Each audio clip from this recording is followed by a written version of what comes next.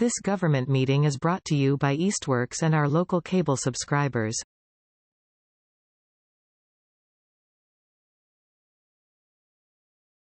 All right, call to order the January 8th Conservation Commission meeting. This meeting for the Commission will be held in person and remotely to the greatest extent possible. Should an interruption occur in which the online meeting ends abruptly, both the in-person and online meetings will not be restarted. All items will be continued to the next meeting. Usually have something. Hold on a second. So yeah, and then the just housekeeping for how the meeting procedure will go.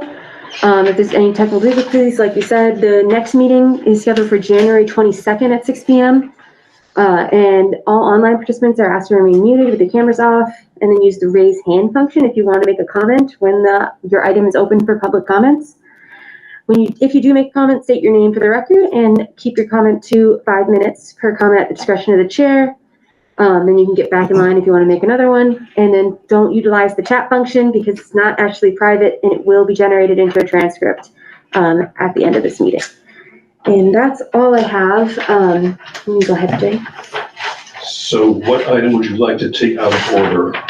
Yeah, so since Commissioner Busa is not present at this time, we cannot address item A due to quorum issues. So we can address item B. So Ron, if you are available, we can take you earlier if that works for you.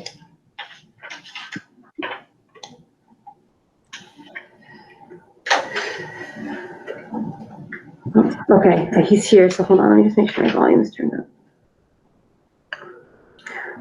Are you talking? I can't hear you. Let me see. No, not talking, but maybe now? Yes, I can hear you. So yeah, we're gonna take this item out of order, and then if Julie returns, then at the whatever item we're at, when we finish it, we'll come back to item A, if you guys are still here. Sure. Can I get a motion to take item B out of order? Motion to take item B out of order. Second, got it. Roll call, Commissioner August. Aye. Buttrick. Aye. Carr. Aye. And Weeks. Aye. All right, we'll take item B out of order. So this is a public hearing, notice of intent filed by Gray's Engineering.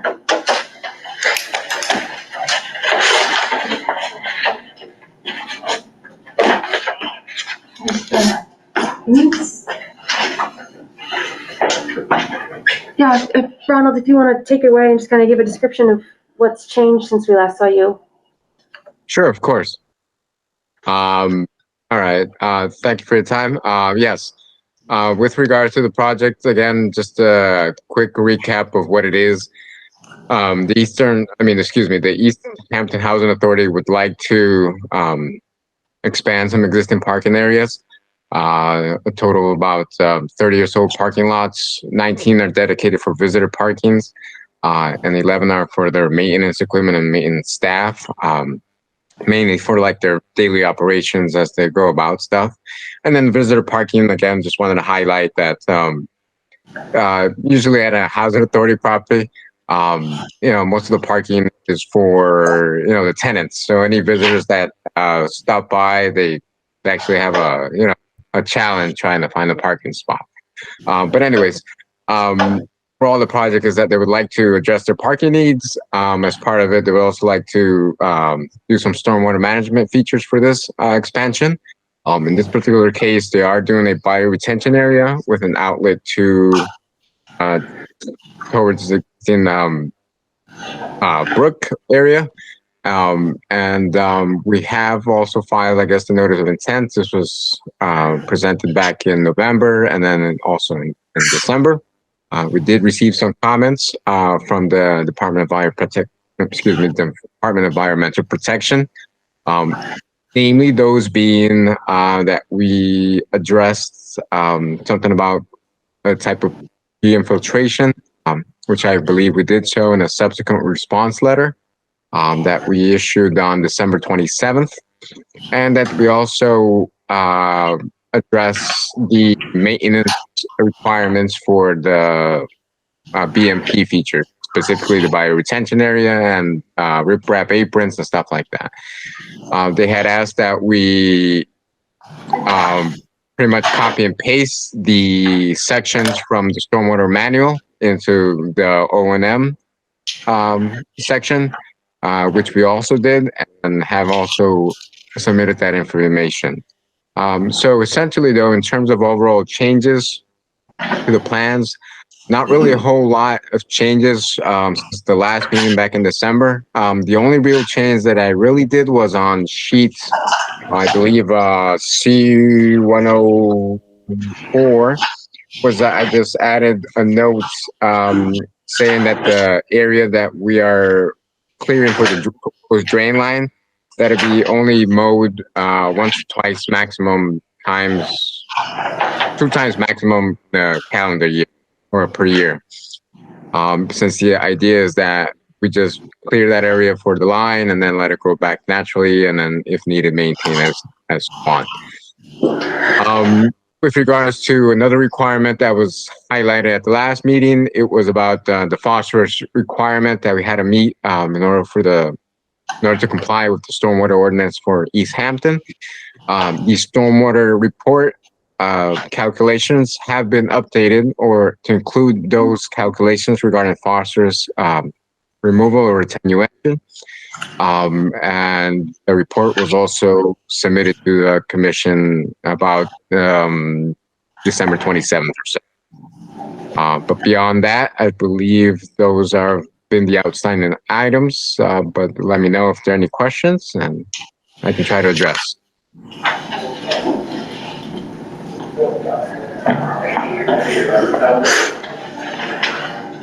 I should let you all know Julie just joined, but she's here virtually, so. She's here, but you already started this one, so yeah. Did you meet with the ZBA on the 20th?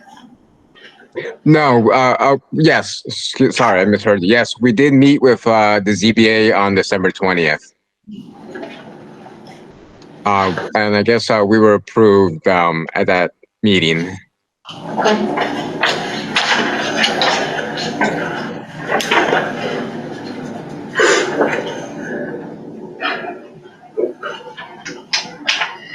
I've got one little item, and this might just be a typo, but Ron, in your letter of December 4th, from you to Cassie, under item 4, sheet C501, you have straw bale and silk fence construction detail is revised to indicate only hay bales. And I'm given our practice here, I bet you meant to say only straw bales. Yes, that is correct. I believe on the detail it should show only the straw bale. So yes, in that case, if I mentioned that beforehand, I apologize. That is a mistake. But on the plans, on sheet 501, we do indicate only straw bales. And so it's probably just that line in that one letter that's.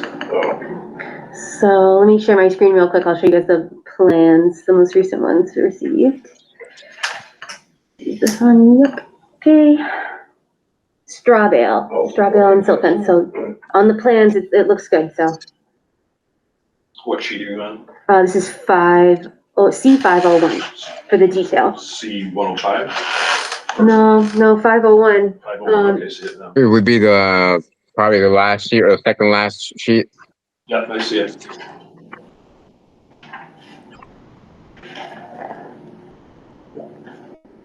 So is that full?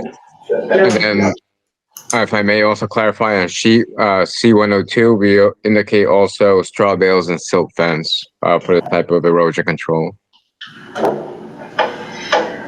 So it would be a note towards the middle of the page, lower half. Right here. Yes.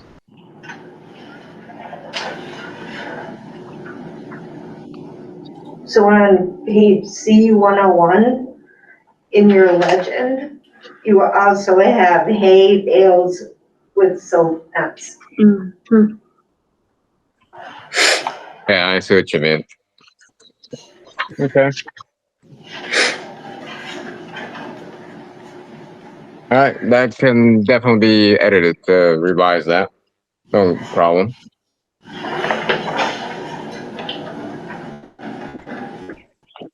Okay. Any other concerns with anything? I have a few Please. questions if that's, so on page C102 in your sheet notes, where you have the stockpile locations, it just says that, they will not be redisturbed within 14 days, shall be stabilized by the 14th day after the last disturbance. Usually we have them, once they're stabilized, they're seeded. Okay, no problem at all. That can be addressed. Okay, and, I'm not sure where on the sheet note, we usually add the approval of the agent if there's any items to be, like to check the stockpile locations or any sort of removal of silt fence. Do we need to add agent to the sheet notes? Well, I would think that's gonna be in our order of conditions. Is that Also in order? correct? Yes. Yeah. Okay. And also on the same page, C102, bottom left, you have you're removing 2 trees and the stumps. My question to the commission is, do we want to keep or remove stumps? I know it's away from the buffer zone, but I wasn't sure if there's a need to keep stumps. Normally, we keep the stumps just to keep a stable area. So we'll cut them flush to the ground, but leave the stumps in the ground so that it just ties the, Less erosion. yeah, less erosion risks. This does not look like it has a too steep an incline here, but still, there's no reasons to remove them. So on the left-hand side, there's 2, and then toward the middle bottom, it also says remove trees and stumps. So do we ask to keep them? It's here. Yep. Here and. Yeah, I see it, sure. That doesn't the footprint of the parking lot in the basement though? Yes, if I may clarify that, yes, that would be the footprints of the proposed parking area and fire retention area. Yeah, so those would have to get removed anyways. Because There's a couple of them that are probably outside the zone over here, like these 2 guys are probably outside the parking area, but it's not a big grade right there, it's only a foot or 2 it looks.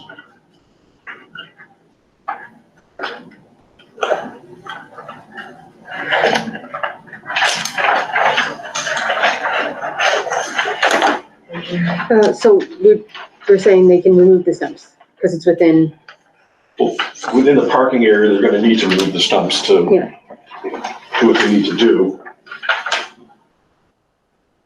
But to try to leave stumps that aren't in the parking. Sure, and there are a couple that look like they're outside the parking area, they can leave those without, making a ground disturbance, so that should be fine. so you're going to put a note like leave stumps where possible? Sure, something like that. Okay.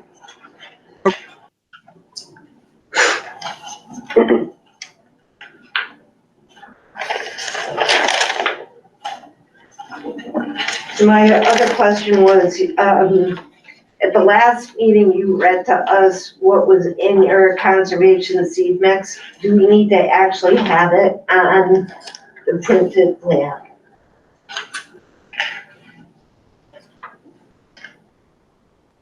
Because I believe,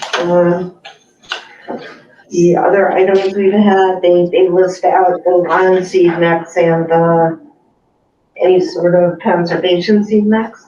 So the planting list on C105 is not a conservation seed mix?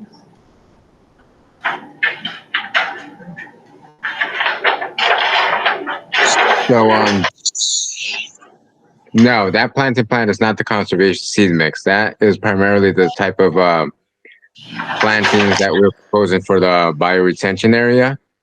Okay, Some of the plantings around for landscaping, but primarily, no, that would not be the seed mix for that area. But do we require that it has to be on the plan, or do we accept that you read it off at the last meeting? I thought it was in the minutes. I think all I see here is that it was a mix of grasses and wildflowers. I think we just said we agreed that they could use the conservation seed mix, we Sure. didn't need to add ferns. That sounds correct. But we didn't spell out what was in it, because So we don't need it written on the plan. I don't know, tell me, do we need a plan?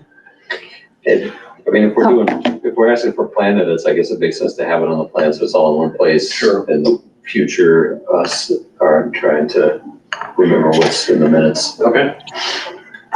And would that be the same for the lawn mix?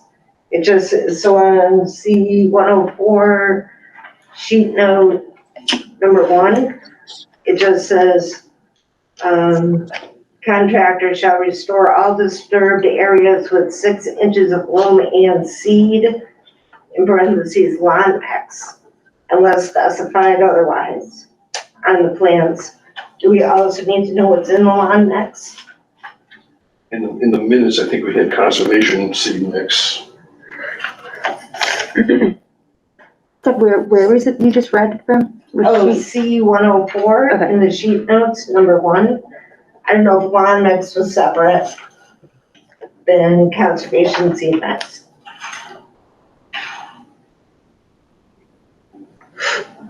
Thank you. So upper left corner of that sheet. Yeah, it's upper left corner in the sheet notes, number 1. You have lawn mix in parentheses. You have a list of what is in your lawn mix? No, I don't have a list of that. That lawn mix is primarily for disturbed areas around like the parking area, like the like where they're putting like the parking islands or something like that, but not really for the conservation area. Not for the area, I mean within the buffer zone or something like that. So again, where they're touching up some, placing some plantings like over by the maintenance garage and stuff like that. That's the type of lawn mix that we were considering there. but it's not in resource areas. Correct. That would not be in the resource area. It's at this point, it's I don't know exactly how far away, but I'm guessing probably about 200 feet beyond the wetland or from the wetlands. Right, so as long as the mix we had required for the resource areas is specified, then we should be fine.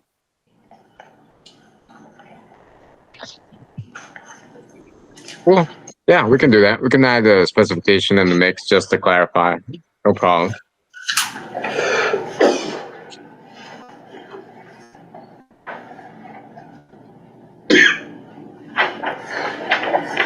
So for planting, in C 105 on your planting list, in your rain garden, you have Virginia sweet spire. So Virginia sweet spire isn't native, but it's not invasive. Is that okay with the commission? Page. That's a plant that's regularly sold by Native Plant Trust as a native adjacent. I think it's generally considered to be native a little bit further south of us, but I don't have any concerns with that. Pretty soon everything's okay.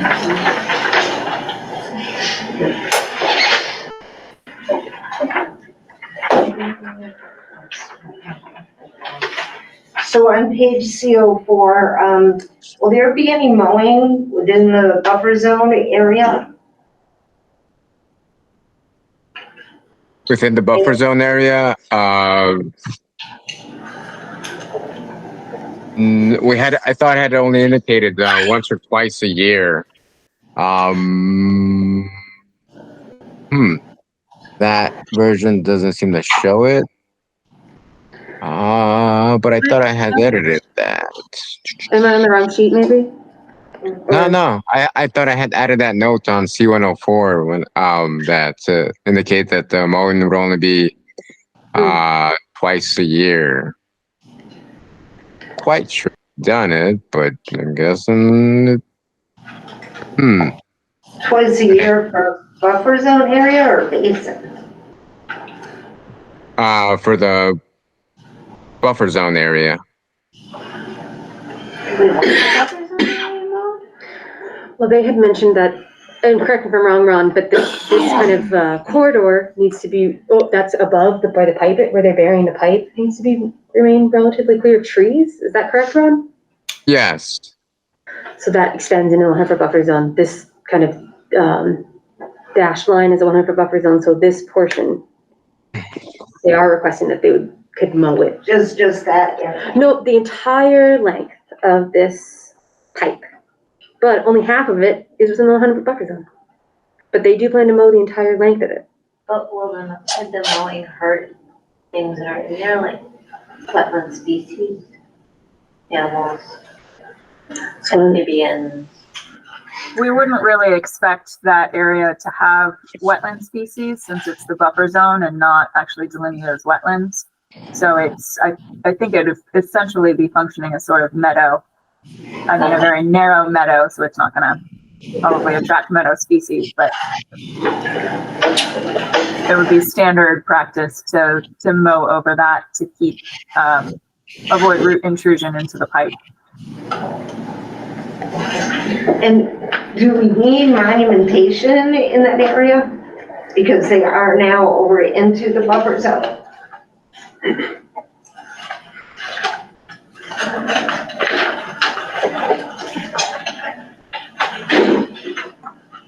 In the area where they're going to be mowing for the piping? Well, the buffer zone, you can see it just cuts through the center and it will be mowing into the buffer zone, but do we need any monumentation to let people know that it is the buffer zone?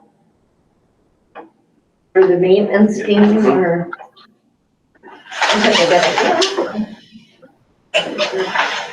I think it's probably, I mean, I'm open to the commission's input, but I think it's probably less crucial here than at a lot of sites because we're dealing with a 15-foot wide, or no, I'm sorry, I'm looking at the wrong spot. How wide is this strip that's going to be maintained as open, Ron? Yeah, pretty much about 10, 15 feet. That's Okay. it, pretty much. Yeah, it's a narrow area. It's not like a large expanse of lawn that people are going to be doing things in, as it often is in buffer zone areas. But I think it's, you know, if there were a monument here, it would be like one monument to just demarcate that or one little sign. I'm not sure it's as important as it often is with areas that are prone to use. Okay.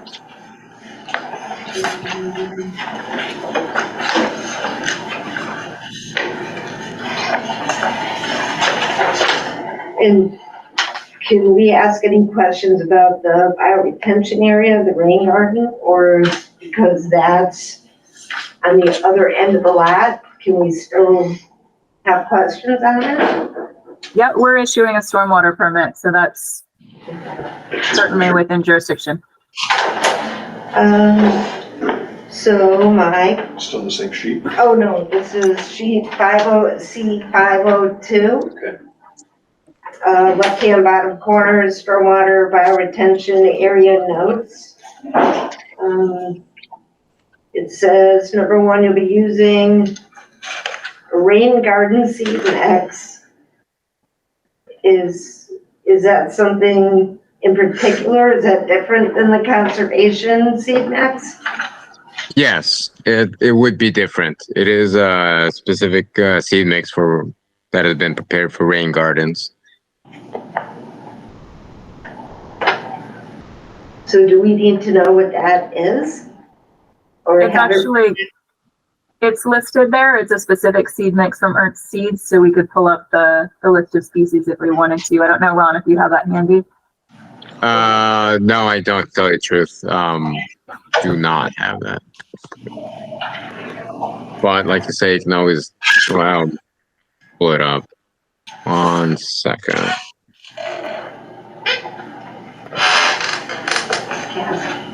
There it is. Turn it off. I can't hear it. Let me know if it's still too low.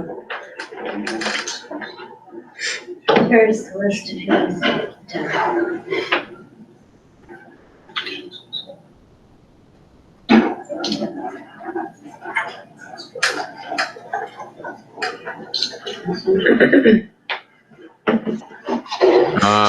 So if I'm not mistaken, the type of seed mix that are indicated are little blue stem, Virginia wild rye, purple coneflower, fox sedge, red top panic grass, river oats, partridge pea, lance leaf coreopsis, black-eyed Susan, ox-eyed sunflower, deer tongue, blue vervain, and the other ones are just like 1%. Okay.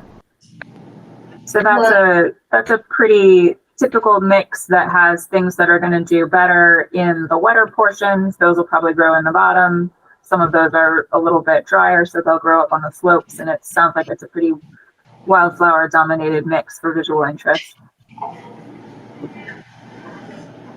It seems to make more sense to list the company and the name of the mix, because it says on their website the formula may change based on the availability of existing and new products. So, and that is how it's listed. It says the mix and the company right on there in the notes.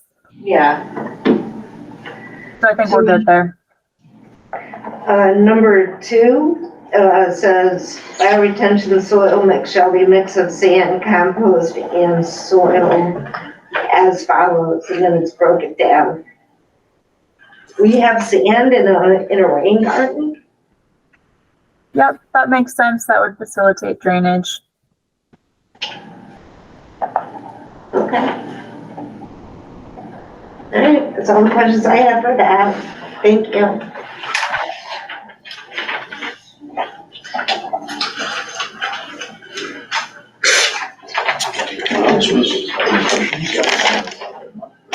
Julie, any questions?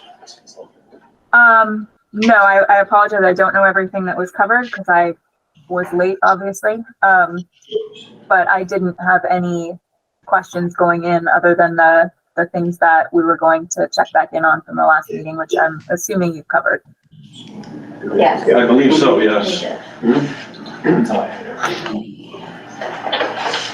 Do we have a list, roughed out list of order conditions that we're working with? So just generally the typical boilerplate, this project doesn't propose any wetland application or anything like that. So one thing I like to ask about is confirming the reporting requirement, which in this instance would be the original way that we were having projects do reporting, which is where they nominate a person to do the reporting, and then they have to do it weekly, and at every 0.25 inch rain event, submit those reports. Just want to make sure that's something the commission still wants to do, and sounds like a good idea. Sure. And I didn't know if there were any other special conditions? Yeah. Any other special conditions that, Julie, you can think of? No, I don't think so. This one should be pretty well covered by our standard conditions, I think. Good. And then it sounds like no permanent monuments needed for the project.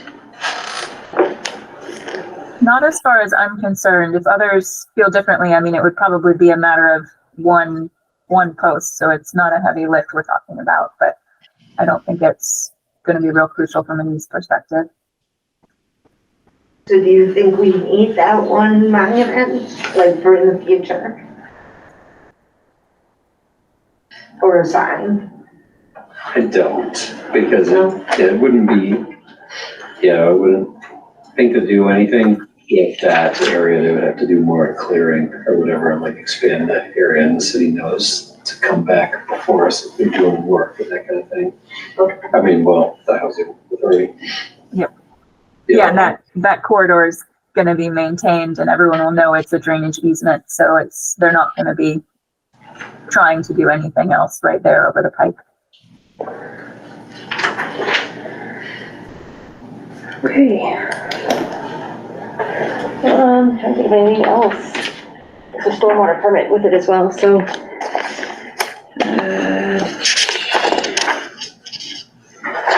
I'll make reference to the bond amount, which the city engineer has approved, the bond amount, and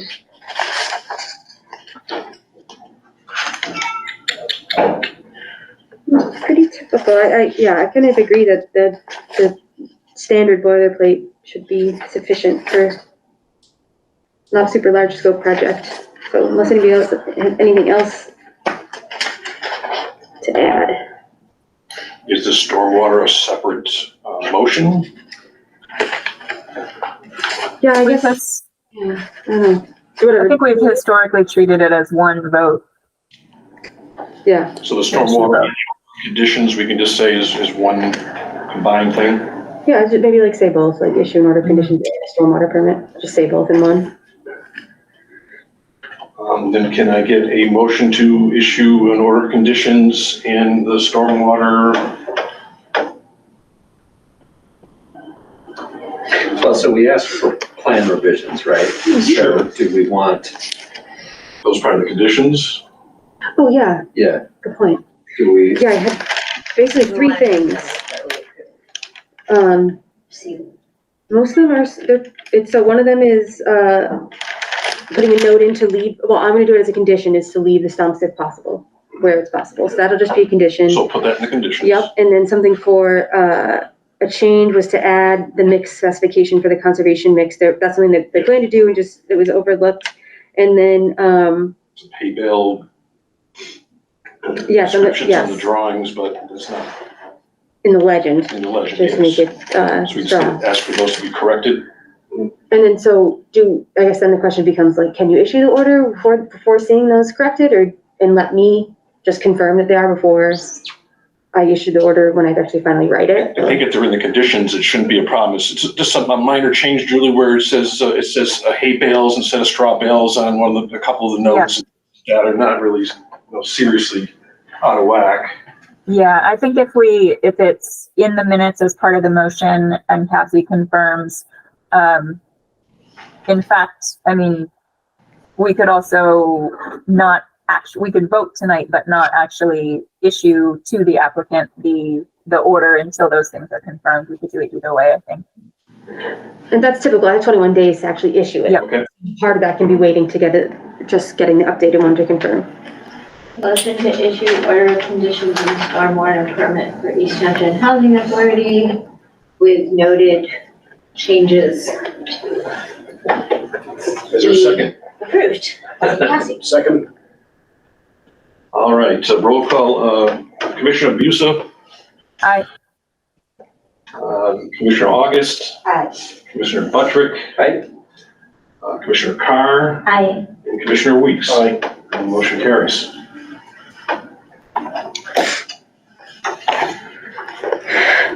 Okay, thanks, Ronald. So I will, like I said, I have 21 days to get that to you, but if you can get me a plan with those changes as soon as possible, then I can get this out to you, as soon as I have that. But yeah, technically 21 days is what I have, to get it out, but I'll try to get it out before then if I can. And then, so yeah, we took this item out of order. The commission can return back to a regular agenda order if we want to.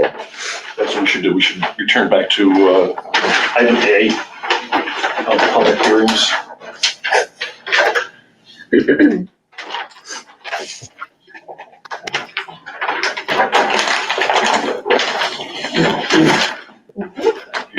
There are physical copies of all the attachments, and there, if anybody wants to take a copy. Yes, it's at the top there. Yeah, this is the other I-17 of the monument plan. Okay. Jay still running the show, or are we switching back to Julie somehow? I prefer to switch back to Julie because this is a big project. All right. As far as I know, there's no rules against that, so No, I don't think there's any rules. I can take over. Apologies again for being late. I got caught up in a meeting and totally lost track of the time. All right, so this is a public hearing continued from December 11th for a notice of intent filed by Furrow Engineering on behalf of Casey Top Development LLC for a new mixed-use commercial and residential development with associated stormwater management system at 93, 95, and 97 Northampton Street, map 128, lots 112, 113, and 114, Mass DEP file number 1510322. And at the last meeting, we've been talking about this one for a long time. At the last meeting, we had a couple final requests for things we were asking for, and we reviewed draft conditions for both the stormwater permit and the order of conditions. So if we could get an update, please, as to changes that have been made in response to those last few requests, so we know where we stand on those items, that would be a good place to start. Good evening, everyone. Luke Showalter again with Furrow Engineering. So since our last meeting, we received a determination from Natural Heritage that reiterated their previous determination that the project not take or adversely affect rare wildlife habitat. I believe that was, we will have that letter. We also submitted a revised stormwater management report with several revisions to the language as requested by the commission. I believe we made all the changes that were requested. There are also a few that were requested today, so we submitted one with a revision date of today with those three language revisions to the report. We also developed a conservation monument and signage plan, which shows the locations of the bollard markers at the edge of the jurisdictional areas, as well as the locations of some conservation signage that was requested and some signage that the applicant chose to include as well. We believe those were the three main items. We submitted those things a couple weeks ago, around December 18th, I believe. If there's any questions on any of those items, happy to answer them. I don't know about others, but I have not had a chance to look at the revised stormwater report from today. Can you please walk us through those last changes? Yes, I don't have the list that was emailed to me. Cassie, would you be able to pull that up? Yeah. Was that, did you guys write another letter? Would it be in the letter? I can't remember if you did do I another. didn't submit a response letter with those changes. There were just three changes to the notes that Cassie had emailed us. It was mostly just language and adding a sentence or two. So I made those changes and just updated sent out a revised stormwater report. Let's see here. Sent it in the email that you sent out today was attached. I did the three from, are you talking about this morning? Yeah, I think Oh, so. yeah, okay, I The have it. stormwater report. Yes, the better one will be from. Oh, let's see here. And, okay, three items. So in the general maintenance practice notes 2 in section V part G, the language was revised to add or within any other areas jurisdiction of the commission. And I confirm that was there. And then section 7, long-term erosion, sediment controls, concrete washout, page 27, replaced all mention of hay bales with straw bales.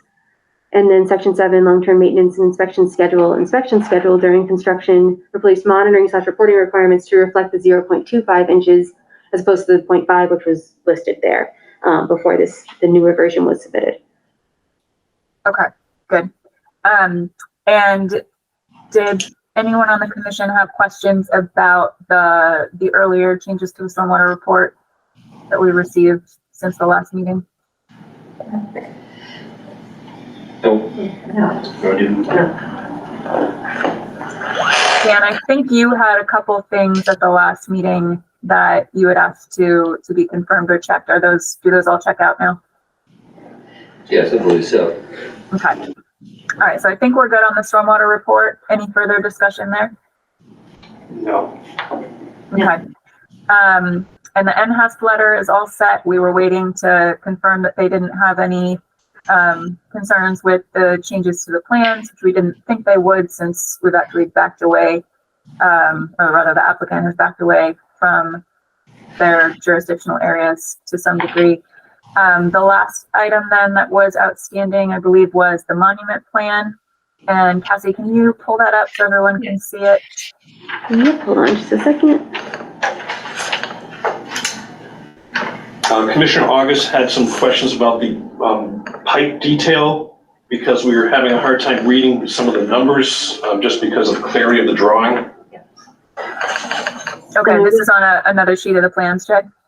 This is on M1. Oh, here. Okay. The bollard detail? Bollard, yes. Okay. What are the questions?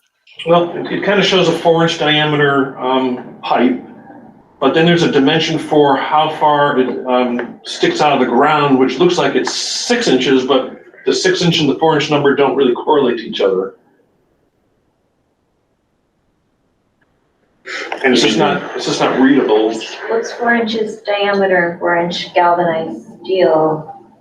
The left-hand side, it looks like Right, there's a little that's 6 6, but we can't figure out what that says. This, Yes. 6 inches? Yeah. It just didn't look like it was to scale to the 4 inch, that's all. That's why It's not to scale. Okay, okay. Yeah, it's indicated at the bottom that it's not to scale. we were guessing it was 6 inches, but then we weren't sure. Yes, yeah, it's Okay. six inches. So it's 6 inches high, Correct. 4 inches wide. 4-inch diameter, galvanized steel pipe. Is there writing on it or anything, or this is just gonna stick up? Not on the bollards themselves, but actually this sign number 3, if you go up a little bit, is, it's indicated where that sign will be placed intermittently along the demarcation line. So you're saying sign number 3 is on the bollard? Not on every bollard. It's separate from the bollards in different locations. So there, that's a different sign there. Sign number 3 here. It's the same pole that's used for all 3 signs, and which sign is on it depends on. Sorry, it's not on a bollard, but it's on a normal sign pole. I forget what they're called, but the normal street. More like a T-post kind of. And they point to the locations where sign number 3 is, so. I don't think you see that on yours. Oh, no, I get that. So the bollards themselves have no writing, it's just That's a correct. black pipe. Correct. Right, so we've seen something similar, Deb. Like I think the neighborhood where Button Road is, I think that neighborhood has like little concrete monuments that don't have language on them necessarily. So what they're proposing is to have these frequent concrete bollards at all of the places where the black dots are indicated, and then the signs everywhere that a sign is called out on the plan that indicate the various resource areas. So there's the BBW sign, the bank resource sign, and then the wildlife area signs. And those are, I don't know how many total locations is it? I didn't tally them up. There's in the sign schedule to tell you how many signs there are total. Oh, I see. Oh yeah, thank you. 1, 9. So if the bollards are on the edges of the resource areas, you know, where you're gonna mow up to, so you don't see that as a hazard if something starts to like grow over or sort of grow around it?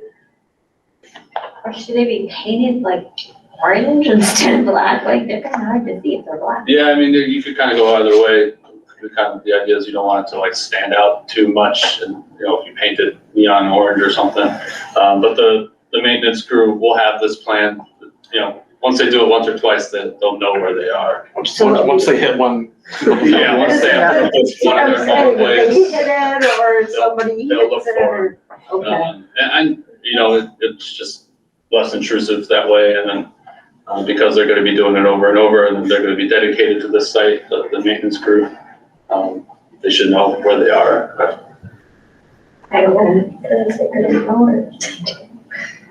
So one question that I had, Luke, and one thing that I think we probably want to amend is, like at the top of the screen now along the riverfront area, that tree line doesn't have any, and there's a sign, but there's no bollards along there to mark this as an area that shouldn't be further encroached upon, or where the lawn shouldn't be expanded. That was one area that I think we'd probably like to see some bollards placed. Yeah, along the 200-foot riverfront. Mm-hmm. What was there a reason why they were left out of that area? There's no work within the jurisdictional area there, and the actual, the 200-foot riverfront is on the slope going down the Manhattan, so it's pretty impractical for anybody to expand on that impact. Right, they're not gonna mow into the tree line because there's trees there, and it's, yeah, the work. We're certainly not mowing that bank. Yeah, I think we just don't want the tree line to shift. We've seen that on other projects where people want to create a bit more lawn, and I know there's not much space there to do it before you hit the top of the slope. But I think a few bollards along that tree line would be in order, just to demarcate that as the extent of clearing. Okay. Did anyone else have, I think somebody just started to jump in with a question. Yeah, I have a question.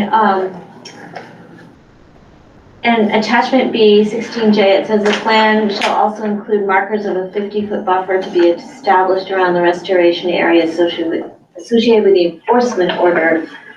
And I wasn't sure if that's missing or if I'm just not seeing it on the monument.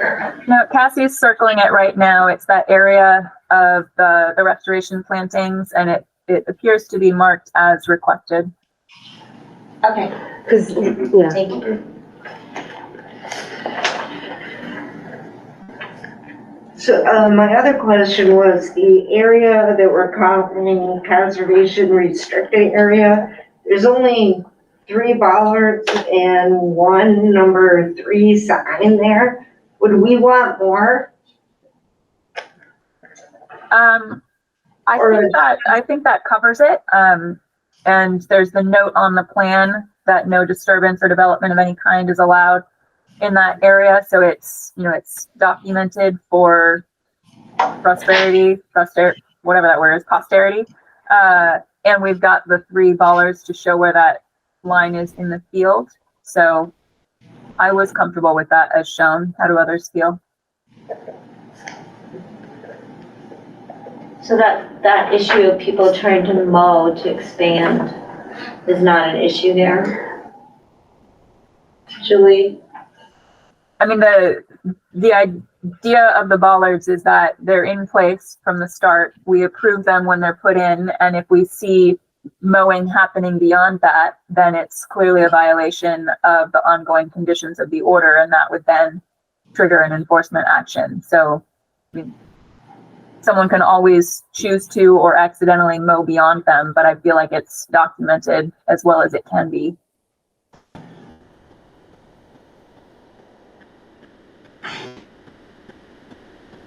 I'm not sure what else we would request differently.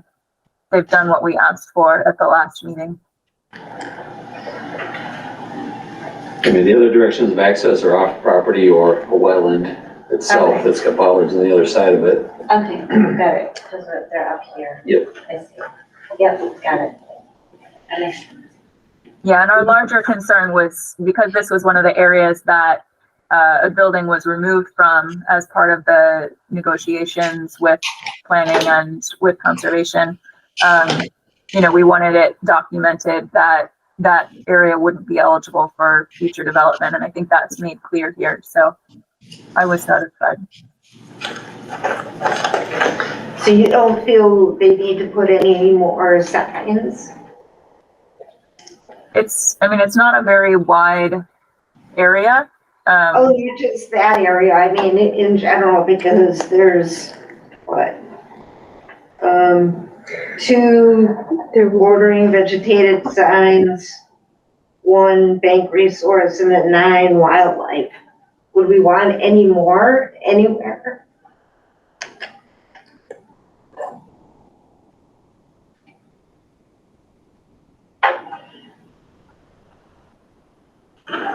My thought was they did a pretty good job of distributing them at places where people might actually see them and have them serve some educational purpose.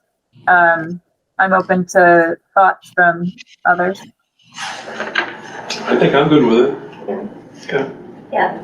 I think I'm okay. So there's no concern, I know it's gonna be private, people are living there, but, you know, no hunting signs, no fishing signs, was there any thought as to if you were gonna put any of those type of signs out there? No, we Well, don't. it wouldn't be legal to hunt this close to buildings to begin with. That's covered by Massachusetts state law. So no concern there. I think, I don't really think we have the authority to restrict recreational fishing, to my knowledge. So any signs that say resource, is that a resource? I'm just thinking any other signs. I know there's gonna be people and domestic animals, and I just didn't know if there was any other sort of signs so people understand other than that it says wildlife area. I didn't know if there's anything else that could be put. What specifically are you looking for, Deb? I don't know, I guess I'm just sort of concerned about once people move in there and live there and, you know, trash their, you know, their dogs or whatever, not curbing them or, you know. Like dogs not off leash or. Just anything that would just help save the area, but that would be their. Julie, Garrett Stover is here. I know we didn't open up public comment yet, but he has indicating that he might have a suggestion if you want to allow that. Sure. Yeah, that's okay. Go ahead, Garrett.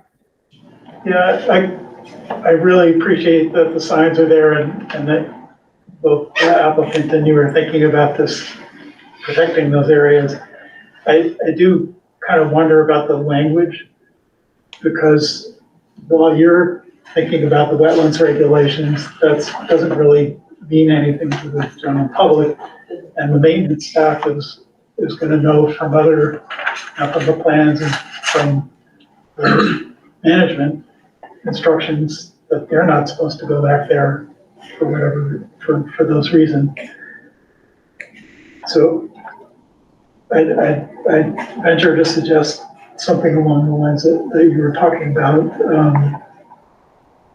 And I only just started looking at this. So this is just the thought. So for the bordering vegetated wetlands, again, it's a really technical term, and it's not really going to mean anything to the residents or somebody who's visiting. So here's my attempt. So protected wetland, bordering vegetated wetlands or freshwater wetlands adjacent to streams or ponds. This area along, and I'm not sure whether this is just along the Manhattan River, with plants adapted to this environment, is valuable to wildlife, providing food, breeding areas, and protective cover. It also aids in flood control, helps prevent pollution, and protects drinking water supplies. This area is protected under the Mass Wetlands Protection Act. Please do not, I would want to say enter, but I know that might be too much, or disturb plants or wildlife. And then for the protected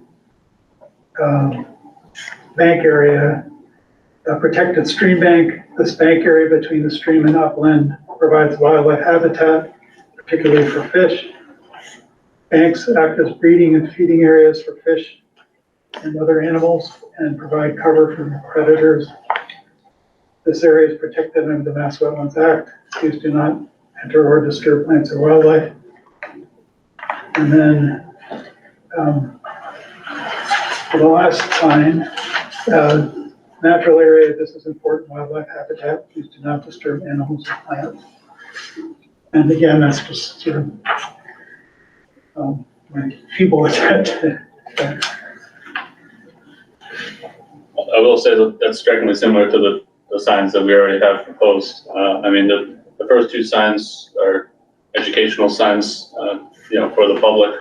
One is describing what a bordering vegetated wetland is. A lot of what you said is on that sign. Yeah, no, I'm not, I deal a lot with trying to make signs that get people to do or not do things with our conservation areas. And I know that a lot of people, they're not gonna read signs, so if you have a certain reaction that you want them to take or not take, you kind of want to highlight that in the text. And then the regulatory stuff, again, it's not really, hopefully they're not going to be driving a bulldozer down there or something like that. And they're not, the Conservation Commission isn't going to be coming after them for doing something. And the first two signs were meant to be purely educational. They weren't meant to be a regulatory sign. It was kind of something that the applicant threw out there because we've done it in other projects and it's worked well. It gets people thinking. But the third sign was the one that's meant to give people inclination of what it is. Don't disturb this area. I believe that language was kind of hinted upon at the last meeting. Obviously, we're amenable to it. The sign saying really whatever the commission wants within reason. I mean, it's not going to say do not enter. That's not practical. But if it's something about do not disturb wildlife or plants, that I have no problem with that either. But the first two shouldn't. They're not meant to be regulatory. They're meant to be educational and insightful, and it gives the Wetland Protection Act reference. And if they really want to know more, they can go read it. If not, at least they learned a paragraph. How about something like wildlife area or entering into the wildlife area, please tread carefully, don't disturb plants or animals, and carry out what you bring in. Love it. Which one? That was For right. number 3. Yeah, So basically just add do not disturb plants or wildlife. and tread carefully, And tread like carefully. in terms of erosion. Luke, are the first two signs ones that, did you craft those, or are those standard signs that you found somewhere? We crafted those. Okay. We crafted those from other projects that we've done. Definitions are all protection. Okay. Yeah, we crafted them from the definitions right out of the Wetlands Protection Act, so they're, we didn't, yeah. Right, okay. I was just gonna say that the thing that I think that they lack is how a person is supposed to behave in those areas. So again, like the language that you were just talking about for that third sign, just adding something like that would be great.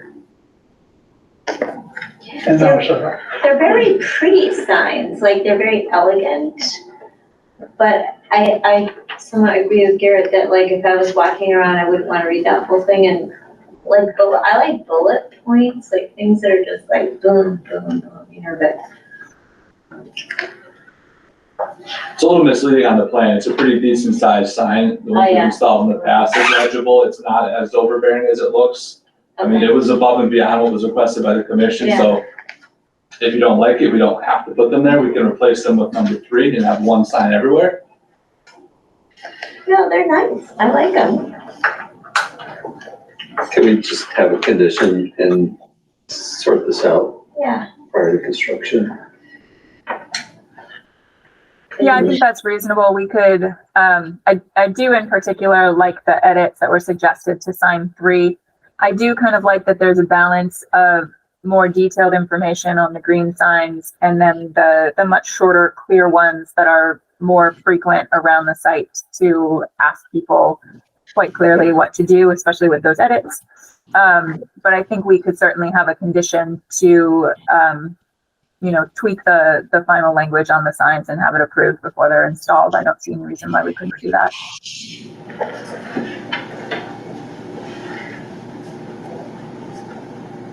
And Garrett, if you, it sounds like you have specific language tweaks in mind that are relatively similar to the spirit of what's on the signs, but if you have improvements on how to get that message across, and wouldn't mind writing those down for us, that would be helpful.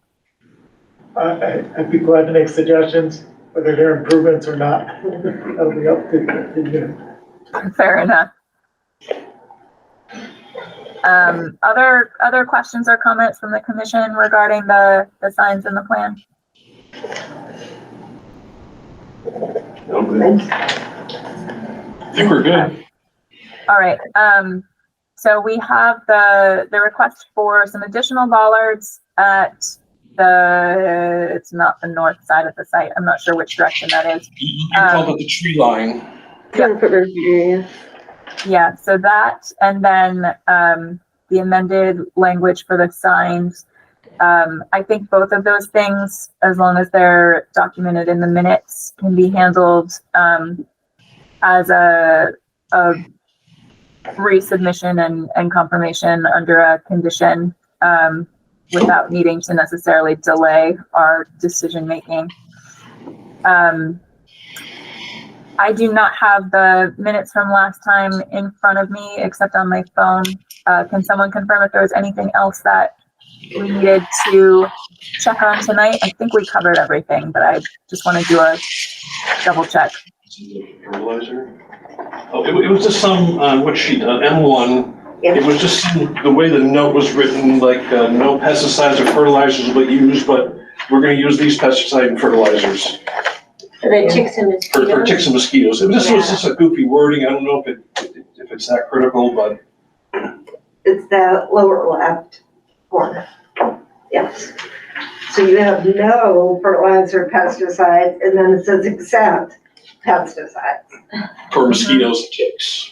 On what page? This is on the main sheet, the same monument sheet. It's the bottom corner.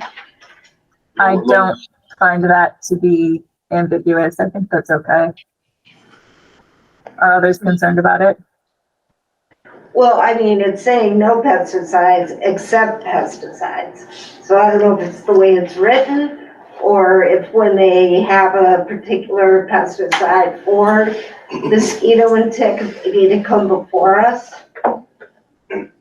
Are there approved pesticides for resource areas? Because Well, we've already discussed the fact that the only ones that we want to allow are mosquito and tick control. I think we've discussed that those generally are, what we're usually most concerned about are fertilizers and herbicides in my mind. And the health and safety of people is certainly a valid consideration. And I think we all agreed that those were okay. And I would assume that what's used for those is changing and not the expertise of anyone on our commission. So I don't think we want to specify a particular chemical. There's also typically a licensed applicator requirement for anyone using those. So that's usually another layer of protection. Okay. I can let it go. It's not just that, it's a little convoluted, but it's not. well, I had the same reaction, and I know there are some pesticides used for mosquito and tick control that are pretty toxic, and so, and I don't know that somebody, just because someone's licensed to apply them, that would tell, that they would be focused on the preventing the toxicity of them. I don't know, maybe I'm just talking about something I don't really know. I should just let it go, but yeah, I do think there are some pesticides that are pretty toxic, and I do feel concerned about them being used in wetland areas or near wetland areas.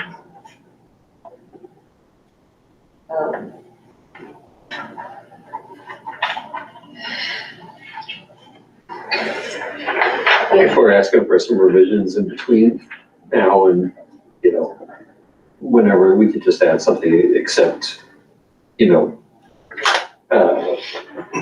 except pesticides lawfully used for mosquito and tick control, or, in accordance with pesticides used in accordance with, local regulations for mosquito tick control or something like that.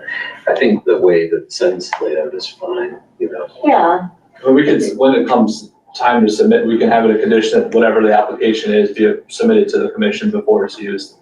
And none of us know what it's gonna be in 5 years from now when this actually might get utilized. okay.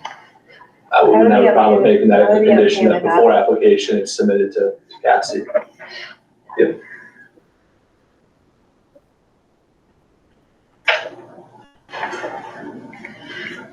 Is everyone comfortable with that? Yes. Sure. Okay. Anything else, Jay, from the minutes from last time? I just scanned it, and I don't see anything that's standing out for me. Okay. I had one other question, but it doesn't fall in any of the other things we've talked about so far. Go ahead. We had requested biodegradable, erosion blankets, but do we ever request biodegradable wraps around straw wattles? Or is that not standard to do? They're usually wrapped in plastic netting, right? Right. And maybe we don't want it to biodegrade. Right, and get removed after, at some point in time, they should be removed. They shouldn't be there forever. Okay. The wattles are typically removed with the silt fence. Yeah. The meat can't be removed practically because it's now grown in vegetation by default, by design. Yeah. Okay. That's all.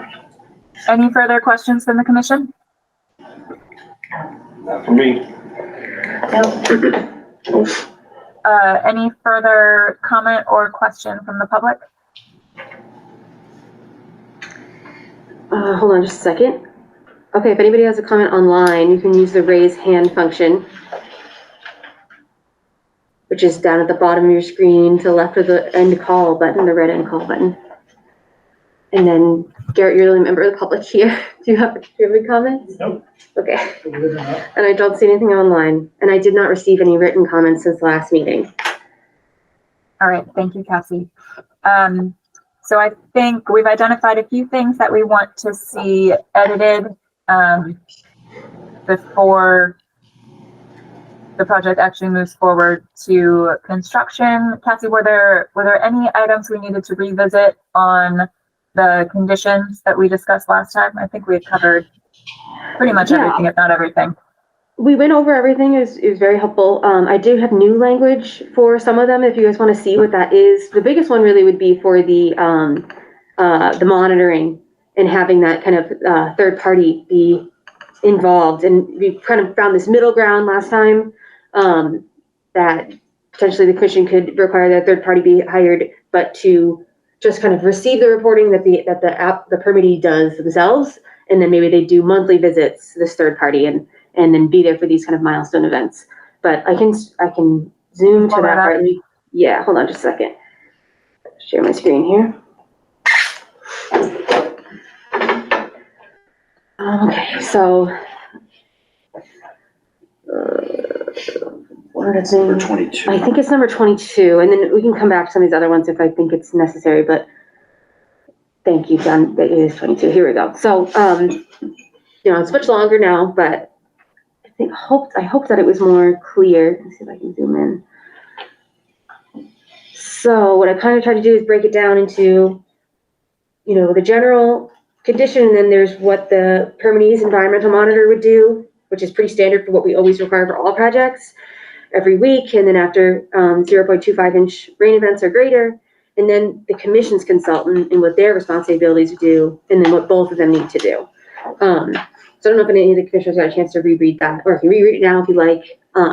Just wanted to make sure this is new for our commission to do it this way, so I wanted to make sure it looked good to you guys. I read it and it looked clear to me.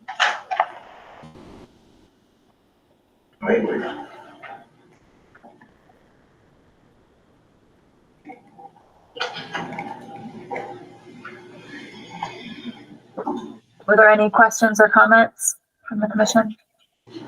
No. Okay, we like that. Let me just I go think over. it looks good, Cassie. Okay, thank you. Let me just make sure there wasn't anything else. I tried to highlight the ones that I changed and were approved. I added clarification that there should be a new pre-construction meeting at the beginning of each major phase of construction to condition 15. This one, everyone agreed with. That one, people agreed with. Let's see, what was this one? Commission approved this one last time. But I also added reference to include additional pre-construction meetings here again, just in case to kind of capture that for the construction sequencing plan requirements. Let's see.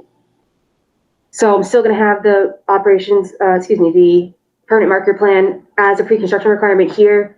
But now we'll just make sure that those changes that we talked about today have been given to me, and then it'll be here as a reminder that that just kind of exists as well. Yep. Okay. That one's good to go. Request separate condition for this, the last meeting. So this is a dewatering plan. Just want to make sure that looks okay to everybody. This is this orange highlighted one, item L.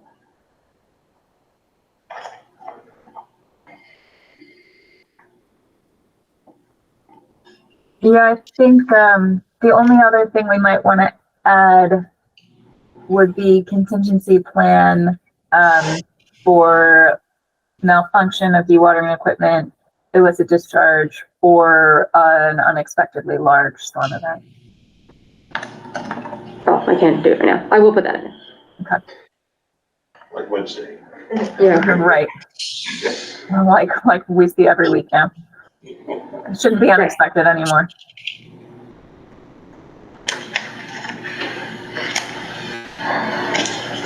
Okay. Cool, I can add that. Yeah, right. All right. Do any members of, oh, sorry, Patsy, go ahead. I have to make sure, I reworded this one about the MEPA requirements. Yeah. Does that look okay to people?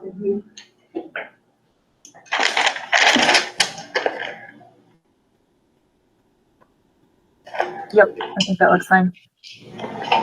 Okay. That one was good. I added clarification for the whole site for that one. That one was a quick one. This is the same thing. So it's kind of like if you guys were comfortable with the first one, this is where it's just specifying during construction. The previous one was pre-construction. This is just reiterating it that it takes place during construction. Oh, no, we just did that one. Which one am I talking about? That's going to be down here. That one's approved.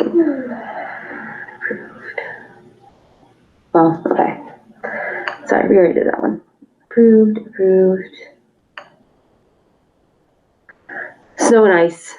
We said just to change it, just to manage the snow storage plan, because even just specific percentages didn't seem feasible.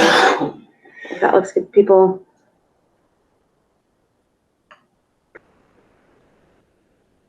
Is there snow storage? Yes, there is snow storage indicated on the final plan. Okay, good. Yep. And then today, Commissioner Argus was concerned about item 60. This kind of topic we were talking about. Application of fertilizer specifies of the lawn and landscape area. There should be none application. So should I say other than as permitted by the, other than for use of, what were you just talking about? As authorized. Yeah. Or the conservation agent. Mm-hmm. Yeah, that's fine. Needs review by commission or agent prior to use.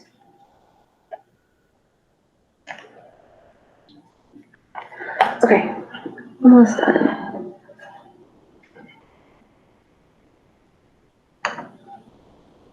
This one,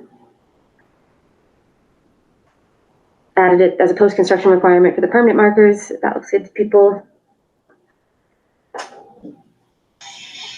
And then I added the citation for the enforcement order in there as well. Sorry, where? Oh, yep. Got it. Yep. This is E for post-construction.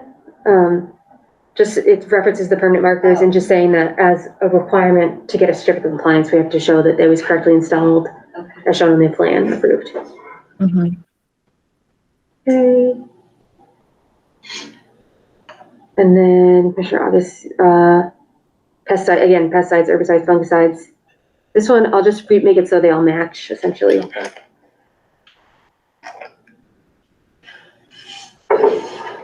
Yep.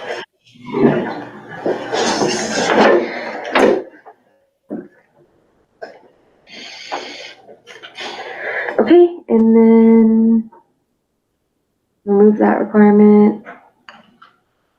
Initial alteration prohibited. Interpretive language added. Try to note the market plan and include that reference in there for the no disturbance area. Good. Okay. And then the last one is compliance with natural heritage and endangered species program. They didn't have any conditions in their letter because they said that it wasn't going to be a take.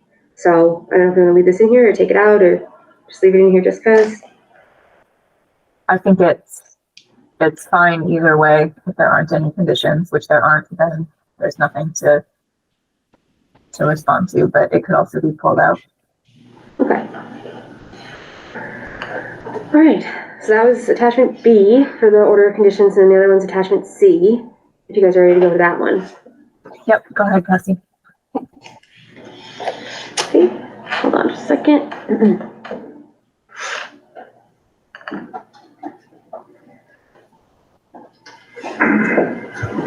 Let me share.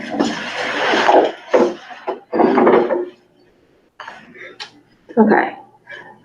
So I made a correction to this one that Deb noted up, change date if we need to, and it referenced the wrong project location previously, but I corrected that. But I can see one typo, so I'll fix that. Is it the 05? Yeah, it should be 95. I referenced the waiver that was granted for the slopes. Mm-hmm. And then in terms of comments, Christian asked me to call out more specific milestone events. So this one was changed to include prior to undertaking any clearing or earth moving, prior to start of each subsequent major phase of construction, following installation of erosion controls, sediment controls, prior to burial catch basins, stormwater pipes, underground treatment devices, hydrodynamic separators per each basin, level spreaders, rain gardens, and prior to acceptance of constructed infrastructure by the city, and at other intervals required by the Easthampton ordinance, and at the discretion of the commission or the city engineer. That seemed like pretty comprehensive. I don't know if it's too much or looks good to you guys. Seems fine. Yeah, I think we covered all the major elements we discussed last time. Cool. Okay. I made it match the conditions for reporting pretty much explicitly. Good. So if you guys pulled it before, it should be good here. I updated the reference to be for Cocoa Raz, which seems to be more specific to Easthampton. And LID measurements, because they weren't taking any credits, we still wanted to make it clear that, not claiming that they're taking credit for that, but also we don't want it altered without prior approval.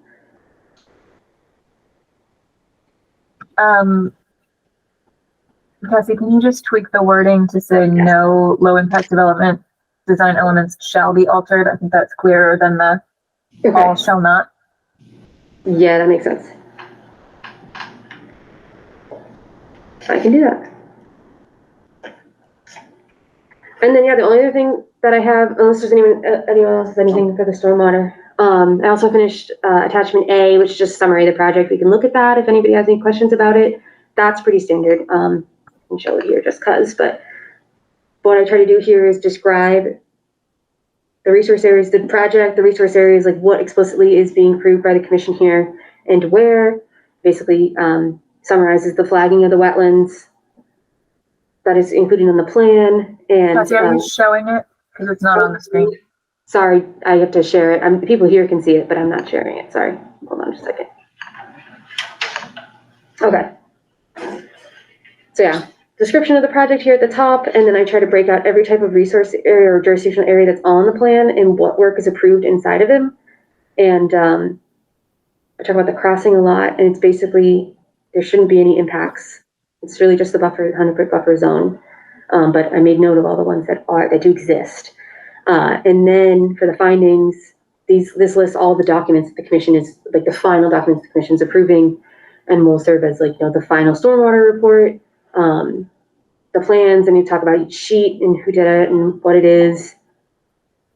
Very long. I highlighted these. Let's see. I didn't know if the monument plan was going to get approved tonight, so I highlighted that. We can change the date if a new one's going to be submitted to me. The bond amount, that was approved, the waiver request, all the comment letters that Borough did for the commission, all the Beals and Thomas peer review comment letters, and the response letters for that, and then the response from DEP, the city engineer, some of the public comments, the DEP file number, letter, and then all these minutes, which it's not letting me scroll, I don't know why. What about NEPA? I don't have them yet, which is interesting, but yeah. List. It will not, no, because we are going to be issuing this prior to the NEPA process wrapping up. It's a good question, yeah. I think what we talked about last week, if there's any changes to satisfy things that come out of that applicant, just have to come back. And I do have that condition in there. Yeah, Yeah. and we looked at that a moment ago. But I thought we had wanted a copy of it, so I don't have one like We should. documents. Because these are the documents, Tonight. yeah, these are the documents that the commission can approve. And it's like, these are the final ones, but because we won't get those documents, yeah, can't include it. Right. Yeah, I think this looks fine, Cassie. Okay. Further discussion from anyone on the commission about any of the conditions? Nothing. All right. So I think we're about ready to take a vote. The outstanding pieces that we want to note are, well, and it's covered in the conditions as well, but we did talk about the changes to the monument plan as discussed. I think that was it, right? Was there one other thing? Some sign changes, perhaps. Sign changes, yes. And then a review of the pesticides by the conservation agent when that time comes. Right, okay. And then do we need that pre-construction, these changes, or do you need them before I issue? In terms of, maybe you guys can vote tonight, but give me those things in the 21 days so that I can issue it, or like it would be, we previously talking about the monument plan maybe being an attachment or an exhibit that's included in the order. Yeah, I would like it to be. Are you comfortable, Luke, with getting those edits we talked about made in the next 1 to 2 weeks so that that can be part of the order when it's issued? Yes, yeah, we can do that. Okay, great. Then let's plan on that. Okay. Any further discussion on this item before we take a vote?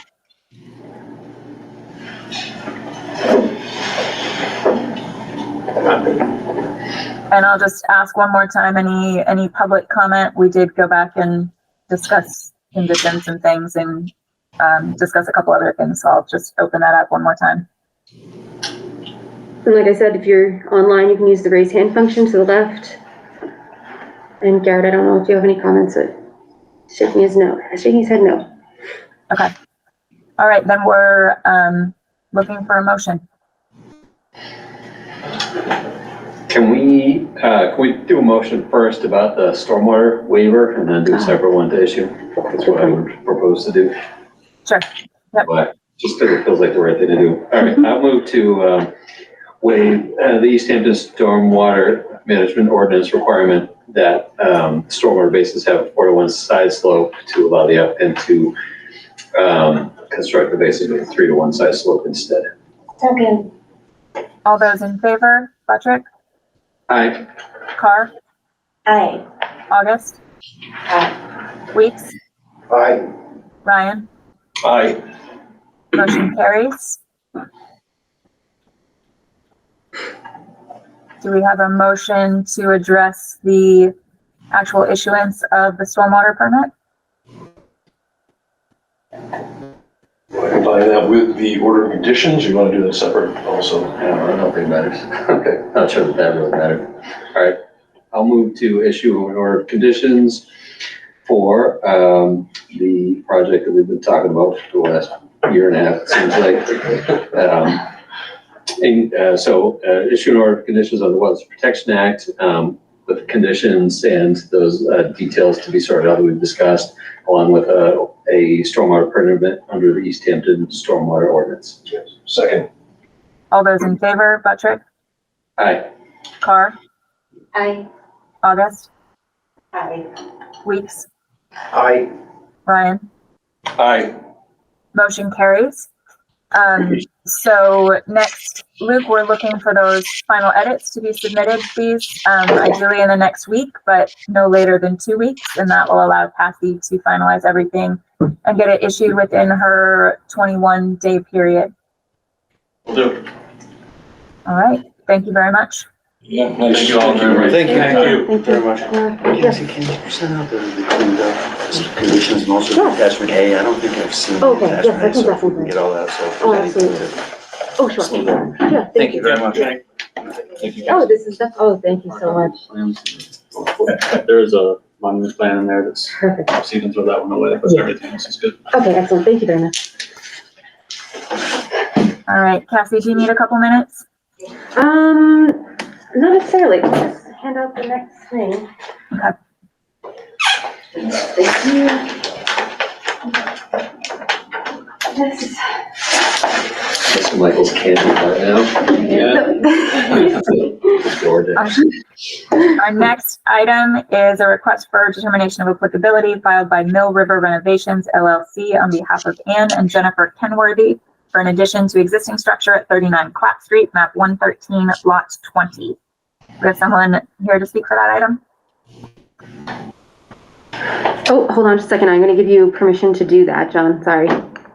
Okay, Jonathan, you have permission if you want to unmute yourself and whatever else.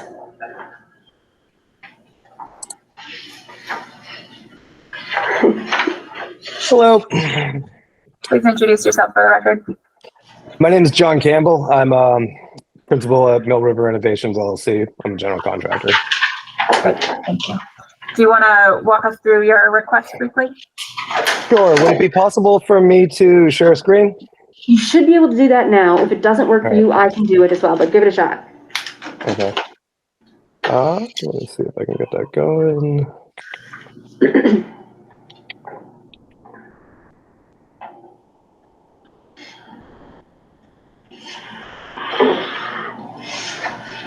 All right, let me see if I can make this work. Apologies. Here, dismiss. I'm struggling here to get that to go. Let me try one more time. Yeah, no worries, no rush. And if you can't get it to work, I can do it on this end too. It's no problem. So. All right. Are you able to see that? Yep, it's coming up. There we go. All right. So I applied for a building permit. My clients want to build a small ADU addition between an existing structure, or between the house, which is here where my cursor is, and the barn. Can you all see that? Yes. All right, cool. So they want to come 13 feet into the driveway, and it's an L-shaped addition that wraps around and kind of built over an existing potting shed off the back of the house. But as you can see with Mass Mapper, it looks like we're within a 100-foot buffer. John, if I can I just clarify on Sure. this because it's confusing. So the Sure. Mass Mapper doesn't show the BBW that is likely there, but this is helpful because it kind of is in the same blob as these lines right here. The horizontal blue lines would be the 100-foot floodplain, 100-year floodplain, and then the black vertical lines are the 500-year. And so there's no buffer zone to the 100-year floodplain. Okay. But when we'll share the site visit pictures and based off of old delineations done for the neighbor property, it seems likely that there are BBWs that exist pretty much in that same area. So my conservative estimate was to say that 100 feet out of there was the 100-foot buffer zone for the commission jurisdiction. So that kind of just explaining it for the commissioners there. Sorry, you can carry on. I very much appreciate that. Thank you. Hold on just a second. No problem. Just the last sentence again. I don't know what I said. Just that this is the jurisdiction. That was my conservative estimate of where the jurisdictional areas for the commission was. That is? Essentially, a 100-foot line that extends along that blue horizontal dashed area. Your conservative estimate. Yes, and then it'll become more clear, I think, when you see the pictures of where they're standing. There was water there on the site when we were there. So. John, if I can interrupt for a second, before you get too much further, can I just clarify? It seemed like all of your entire footprint of the addition, if I was following, is within existing paved area. Is that accurate? I would say 95% of it is, yes, that's correct. Okay, thank you. Go ahead. All right, cool. Let me share a different view here. All right, so here we are, Google Maps. So addition is in this gravel driveway here, wrapping around the back corner. You can kind of see. We're not it's not working. Picture. No. Oh no, I'm sorry. There it is. It's just slow. Yeah, we can see it here. Okay. All right, so addition is to be built in an existing gravel driveway. It wraps around the back corner of the house. We're expecting all material handling to be towards the front on the street side. And we're going to truck all the cut from the addition, or from the foundation of the addition out immediately and bring back clean fill after the fact. So, erosion control would be easy with straw wattle on the backside. We're happy to, be in compliance however is requested. Here's the street view. Are you able to see that? Mm-hmm. Yes. Yep. All right. So the addition is built in this location.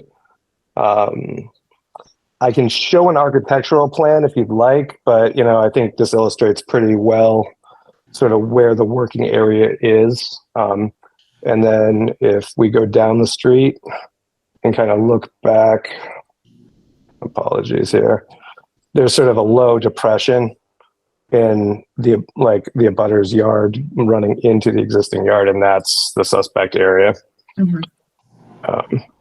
Which you can see more clearly coming from the culvert with the neighbor's driveway coming down here. There you go. Yeah. Okay. Where else can I go with this? What would be most useful information for you guys? I don't have too many questions on this one. I think it's pretty straightforward. We're likely in buffer zone, but we're also in an area that's already developed in between two buildings. So it's not like we're in an ecologically functional buffer zone. Did other members of the commission have questions or concerns? On the site visit, there was discussion of removing a patio section to make a sewer or septic hookup. And I think that was our only concern, was if that, 18-inch to 2-foot trench gets dug out back, that we just want to have some kind of erosion protection that just keeps it out of that depression. That's all. Yeah, and if I could speak to that, essentially our primary goal here is to make the sewer or septic connection through the existing structure of the house. But there's an inaccessible crawl space that we're not 100% certain that we are going to be able to execute that in. And the second option that we want to have in the back pocket, and also wanted to make you aware of because we could be digging, is there's a screen porch. Can you see the cursor along the structure? There's a 4-foot stone patio there, which we'd remove and then dig a shallow trench with like a small piece of walk behind equipment to make the sewer connection outside to the septic tank, which is located in this inside corner, which I believe Cassie's going to have better pictures of that condition than what I have here. Are you talking about like a ditch witch or something? Yeah, exactly. Okay. And again, on the site visit we discussed, I'm happy to do erosion control as necessary there. But it's going to be minimal disturbance. Other comments or questions? Are you removing any of the trees? I missed the question, I'm sorry. Will you be removing any of the trees? No, our goal is to not remove any of the trees, but there is one suspect tree, which we may also have pictures of, but this tree here, which we believe is a black locust, it could be catalpa, is probably not long for the world, but it's old growth. Like we're not going to be working within the drip line of the tree, and we're not going to compromise its integrity, but it's definitely getting up there in age, and we don't know how long it'll last. I can show the pictures of it. At the base, there was a It's really hollow, like large 3 feet into it. So hole. it's, Yeah, do you commission want to see the pictures from the site visit? Sure. Yeah, why don't you pull those up, Cassie? All right. Hold on just a second.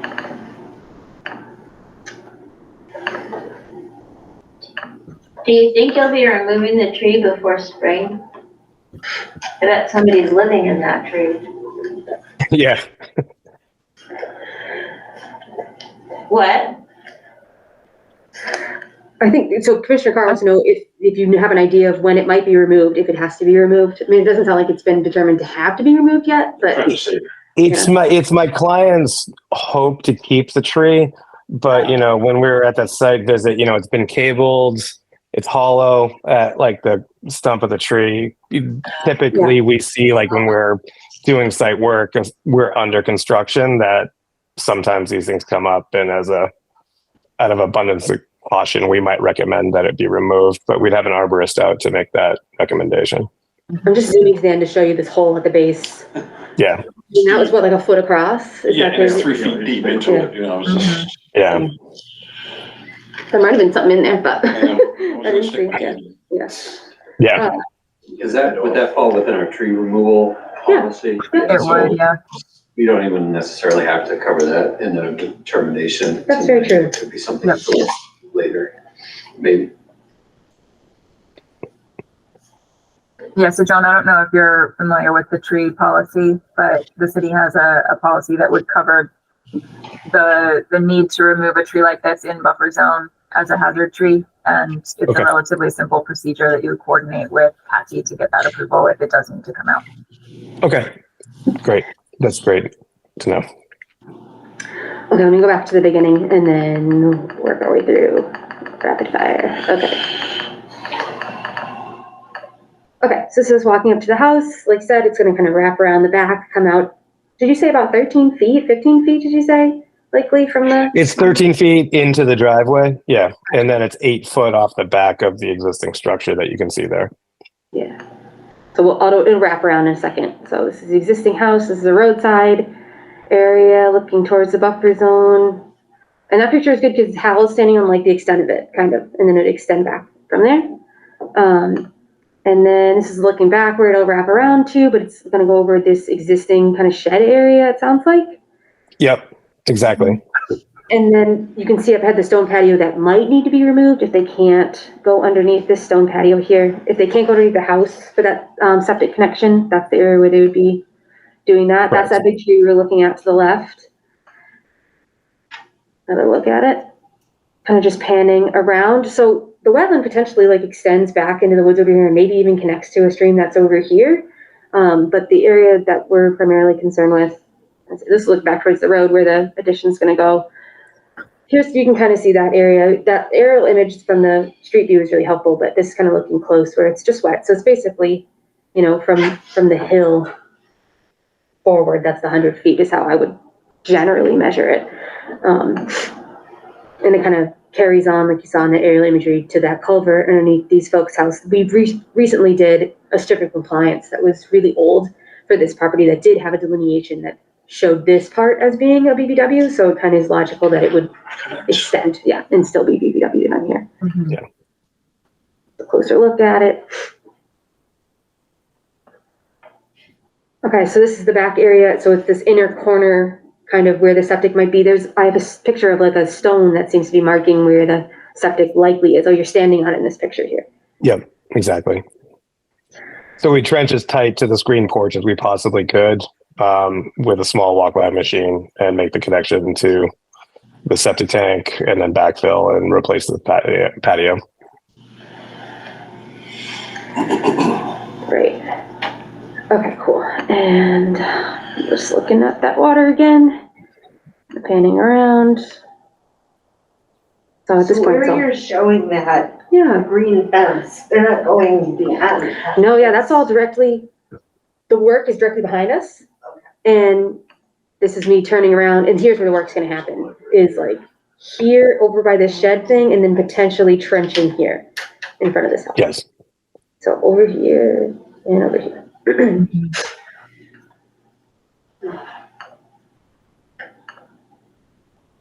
And there's that tree that has the hole in it, and you can see the proximity to this building. This is helpful. Yeah. Yeah. So it shouldn't touch the tree at all, but the tree is a bit of condition. Yeah. Yeah. Right. There's that hole again, so. Okay. Thanks, Cassie.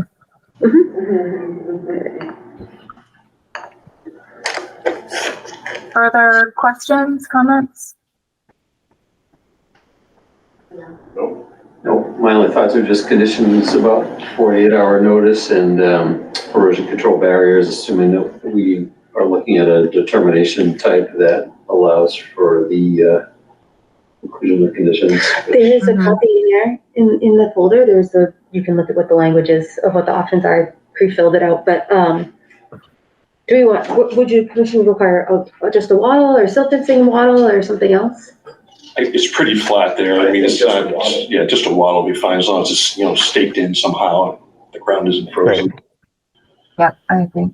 When are you planning to do the work or hoping to do the work, John? Basically first out in the spring. So, Okay. After the thaw, we're hoping to do the excavation, get the foundation poured and go. And then the trenching would happen probably a little bit later. Okay. Okay. Yeah, so I think those are two pretty standard conditions that we would use in a case like this. I think that makes sense. I don't think we have any public left to offer comment. Garrett is here. No, he's good. Garrett, any thoughts? All set. Okay. Then I think we're ready to make a motion. I'll move to issue a negative determination type 3 that the work is described, the work and the request is within the buffer zone as described in the regulations, but will not alter an area subject to jurisdiction. Therefore, the work does not require the filing of notice of intent, provided that the applicant provide 48 hours notice to the agent before work begins, and erosion control barrier consisting of a wattle surrounding disturbance of gradient from the wetland is provided. Second. All those in favor, Buttrick, Aye. Carr, Aye. August, Weeks, Aye. Ryan. Aye. Motion carries. So John, Cassie will get that written up for you. And do we have the address where you'd like it sent? Or do you want to pick it up by hand? You can put it in the mail to our business address. That'd be fine. Okay. Okay, I can do that. I have the paper version here, and Julie, you won't be able to sign it unless you want to come in and sign it at some point. I don't know if you're planning to come in this week anyways for other business, but I can have it. We can do it that way, or I can electronic signature, but we'll see what. Yeah, either way is fine with me, Cassie. Okay. I know you have the authority to sign for us electronically, so that works on my end, but if it's easier for me to come in, I can do that too. Okay, yeah, let's see sign. We're checking the box, but can you write in the? Yes, I can do that, yeah. It's not, yeah, I need to add a little more about, the details there we discussed today. So John, I'll get that to you. Again, I have 21 days, but it certainly shouldn't take me that long, hopefully. So I will send it to you. I'll mail it to you as soon as I can. And I'll submit it to DEP and all that, and I'll email you what all is. Okay. Excellent. It's greatly appreciated. Thank you all. All right, good night. All right, good night. All right, we do not have any requests for certificate of compliance. Oh, sorry, you're all still signing maybe. Should I give it a minute? Yeah, hold on, I'll let you know. Can we just finish everything tonight? Just be done. Start some new business. You guys botched the first one. What? Right, we didn't vote on that, did we, or did we? Which one? The first, did we vote on? What was the first one? I don't even remember. Yeah, we did. Yeah, and we did. Yeah. We did vote on that? Yes. Oh, so long ago, I don't remember. Okay, then we are clearing it all off. Well done, Yes, folks. it's good work. Let's see here. That one. All right, we ready? Go for it. Enforcement actions. Do we have any updates? Yeah, so I'll start with item A, which was that Commissioner August recently shared images of the site, and this happened a couple of times where it looks like so this was the complete automotive. They cleared out a space and were parking car. Oh, did you not do it, Sarah? No, I just want to put it together with everything. Oh, thank you. That would be helpful. Sorry. Thank you for that. It's happened a couple of times where the reason for the enforcement order was they cleared an area and were parking vehicles in there, which was not part of the permit that they got.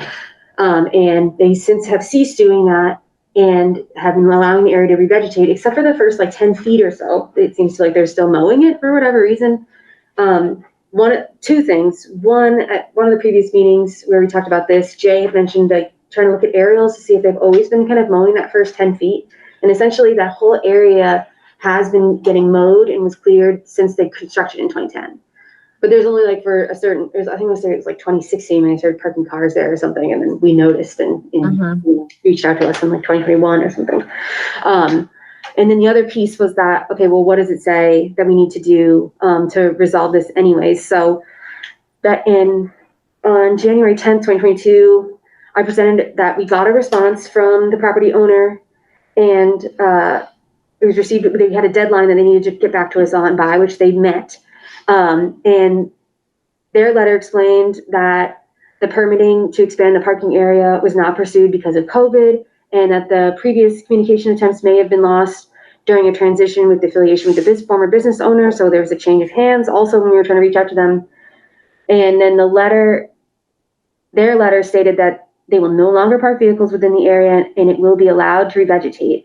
The commission then at that meeting decided that considering this information that they provided, no further enforcement would be pursued at this time as long as the area is indeed allowed to revegetate and no cars are seen parked there.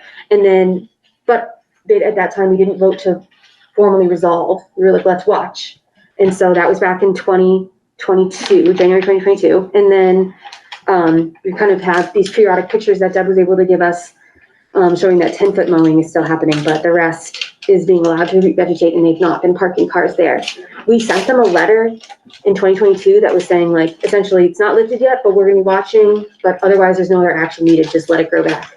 So I guess the question for the commission is, do you want to consider it resolved, or is there an issue with this 10-foot mowing that seems to be happening, or how does the commission feel? Like, do you want more, or do you feel like it's resolved? Has enough time passed since they stopped parking cars there to allow it to revegetate? Do you want to wait more? Do you want to lift it, or do you want to ask them to do something else? I feel like it's adequately resolved personally.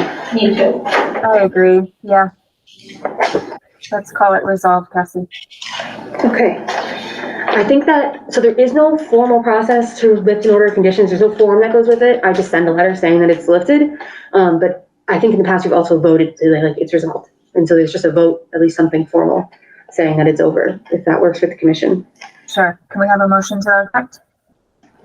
Motion to lift the enforcement action on, is it competitive automotive? Complete. Complete automotive, okay. Do we have a second? All those in favor, Patrick? Aye. Carr? Aye. August? Aye. Weeks? Aye. Ryan? Aye. Motion carries. All right, thank you. Okay. Any other updates except for the Loudville project, which is, again, we're just waiting to come out in the spring. Still haven't heard back from Dr. Hatch for the in-stream mitigation. But I don't know if it's worth discussing, like, what do we do if we can't get anyone to do it?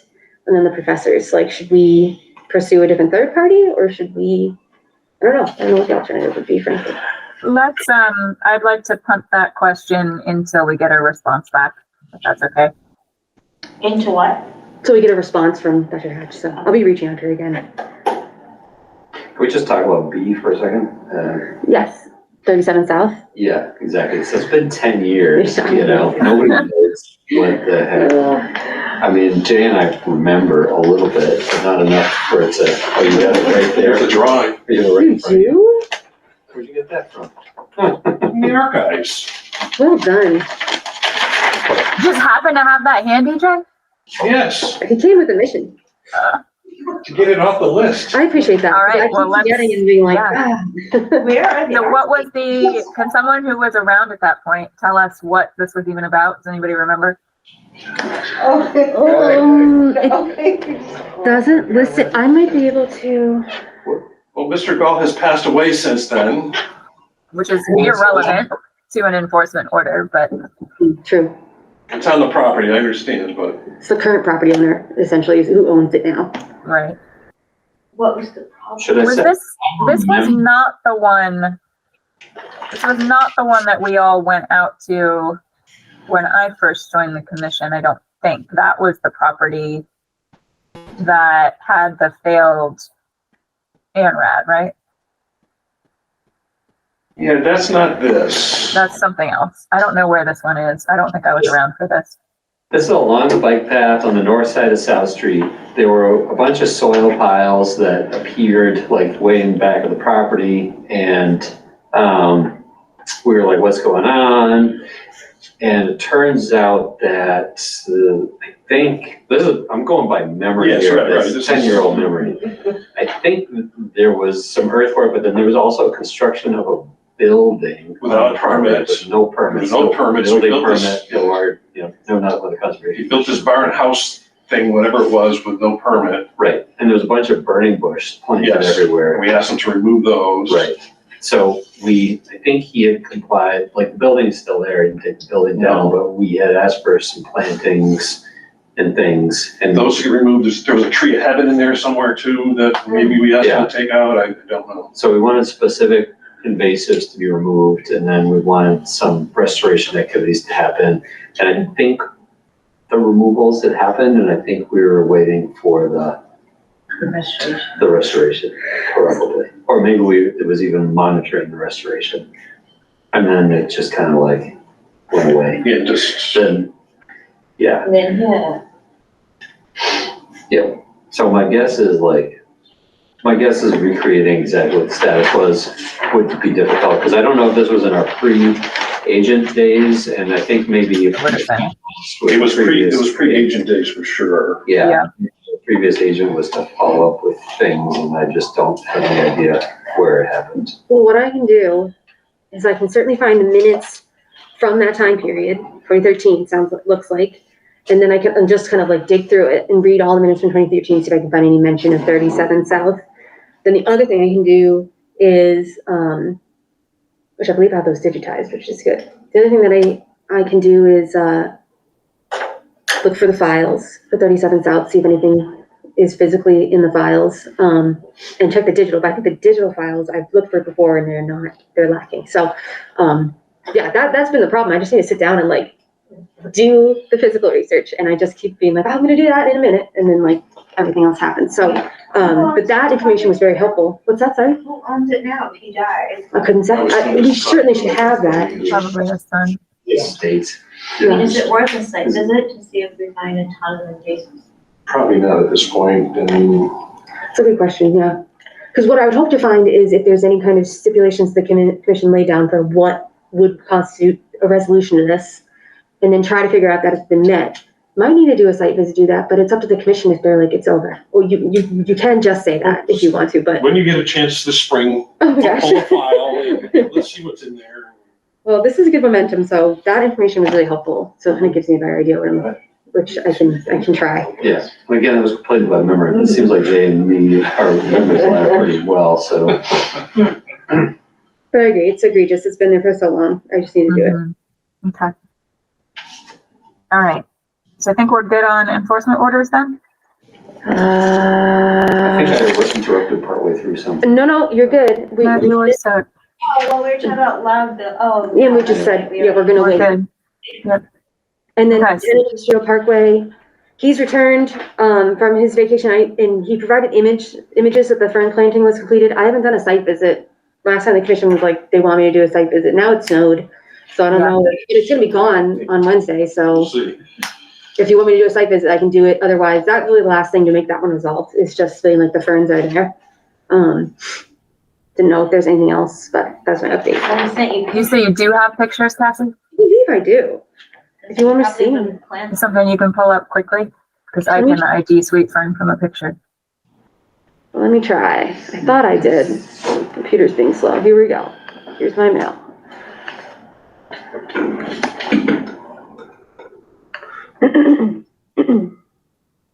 Back on vacation behind us. Here we go. So that was the earlier photos. I can't see what you're seeing. I know, I'm gonna share my screen here in a Okay. second. Okay, hold on. Get it queued up here. It might be small.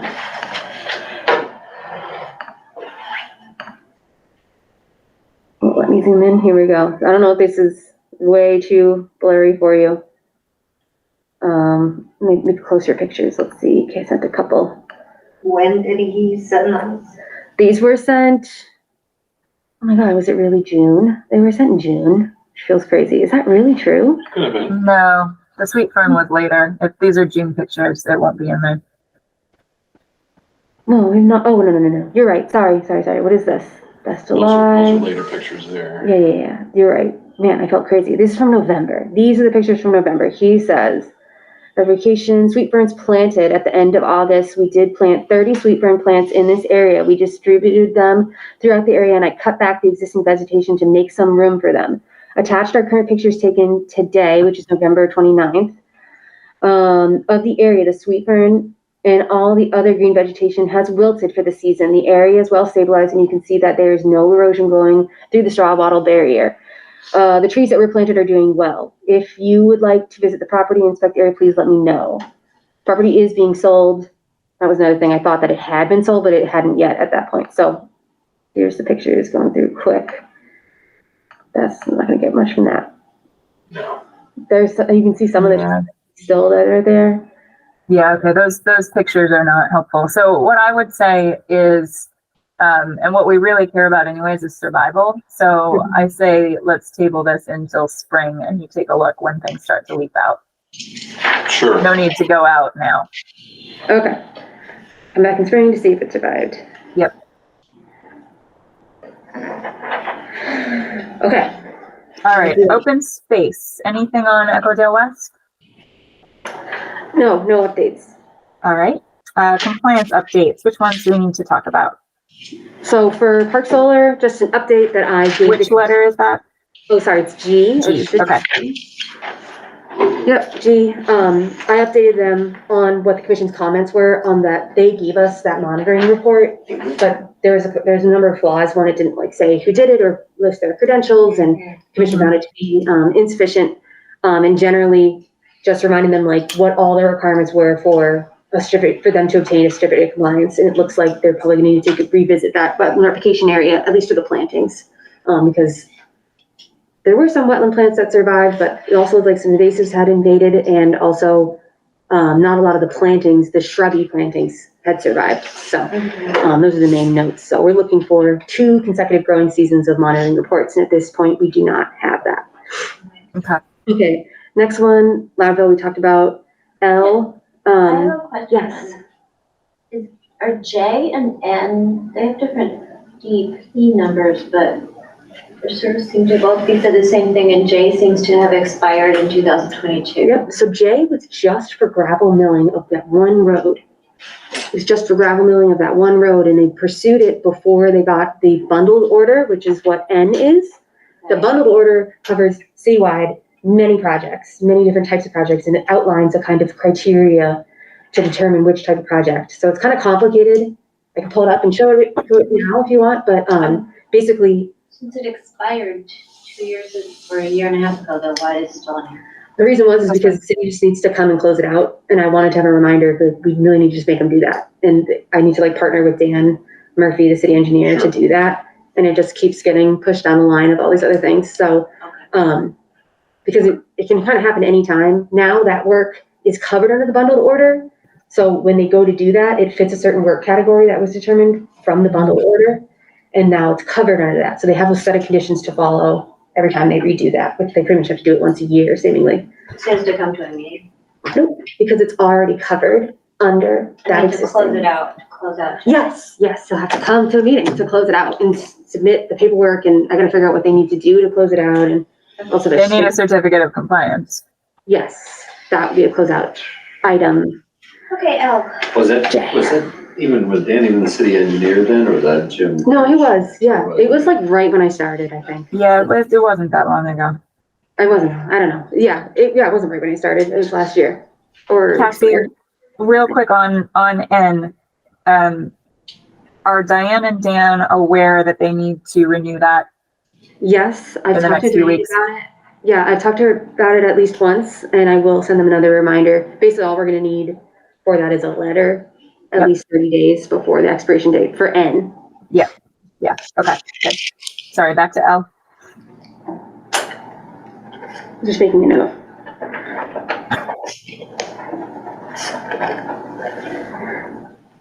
Okay, L, this we talked about the last meeting. This item has expired, but I was like, should we take it off? Because I don't know that we have hope to get it closed out either for COC at this time, because I didn't get any response from the person that I contacted who was the permittee, nor I got a response from their consultant at the time for permitting saying that they hadn't had any information from the permittee either. And they haven't done anything. And they have not done anything. So it was kind of like, should this one stay? We Or could just should- send him a letter and say, your permit's expired and we're closing this out. If you want to start building again, you have to come back. Well, we can't issue a certificate of compliance until they request one, I think. Right, Right. we can't do that. So what will probably happen, since they haven't done anything, I suspect at some point the land will change hands again, and it'll come up in the title review process that there's an open order that needs handled, and hopefully they'll come and deal with it. But if you've already reached out from Cassie and not got any response, we've already gone above and beyond your responsibility. So it's really on them to sort it out. Right now, it's just an encumbrance. If they didn't do any work, we don't have anything to look at or approve or require mitigation for. So We just leave it on the list. That's the question. Do you want to leave it on the agenda and take it off? Take it off. There's probably yeah, take it off. these in that, The those list files is right too long there. as it is. I mean, I don't know, I guess it could go either way, but if you sent them a letter, right, then, and put it in a file, then it will at least be documented Yep. for whoever is in this position in 20 years when we're dealing with it. So I only emailed them, so I will send them a letter. It's a little more formal. Just have it. Yeah, and Cassie, if you would just make a note in the file so that it's it'll be in our minutes too, but let's just make sure it's very clear and easy to find that no work was done, so that if they do come looking for it in 10 years, nobody has to try and remember. Okay, that makes sense. Cool, I can definitely do that, thank you. 25, it'll be taken up again. Okay, this next one, so this is That's almost like, that's not that long. No, then I was like, oh wait, no, it is. This is for 50 Florence Road, so I don't know if you guys remember, where it left off was I was waiting to get, Q. Yeah. Yep. This is a large scale solar project. I was waiting to get a plan from them, working through their consultant, GEI consultants, and then they were submitting reports, and basically we explained to them all what would need to be done to get a certificate of compliance, because it's pretty much done throughout the site, and the site is pretty much stable throughout, actually, honestly. But it was more just they wanted to redo this portion of grading because it was graded not to plan, so it wasn't a plan change, but it needed to be redone because there was water lapping there. And so I was like, well, you're gonna have to submit a plan to the commission. We need to know how you're gonna do this. And I didn't hear from them for a while, and then I called my contact with GI Consultants, and he told me that he was no longer under contract with the permittee, which means nobody's doing the reporting either, because, I mean, I don't know who it is, at least, because it was GI Consultants who was doing it. So I called them and left a message, and I called them again today and left a message and did not get a response from anyone at Signal Energy, at least. And so it comes a question of what does the commission want to do in light of this? Because we can issue an enforcement order. I mean, I feel like there's a variety of actions that could be taken. I reached out to the property owner. I've been reaching out with Signal Energy so far. Yeah. I'm realizing maybe I should reach out to the property owner instead. Or Signal Energy is different. So there's the people who were pursuing the solar, building the solar project, and are going to manage it, Signal Energy. They were contracted with GEI Consultants to do this kind of permitting piece and the reporting piece. And that was my main person that I was kind of working with.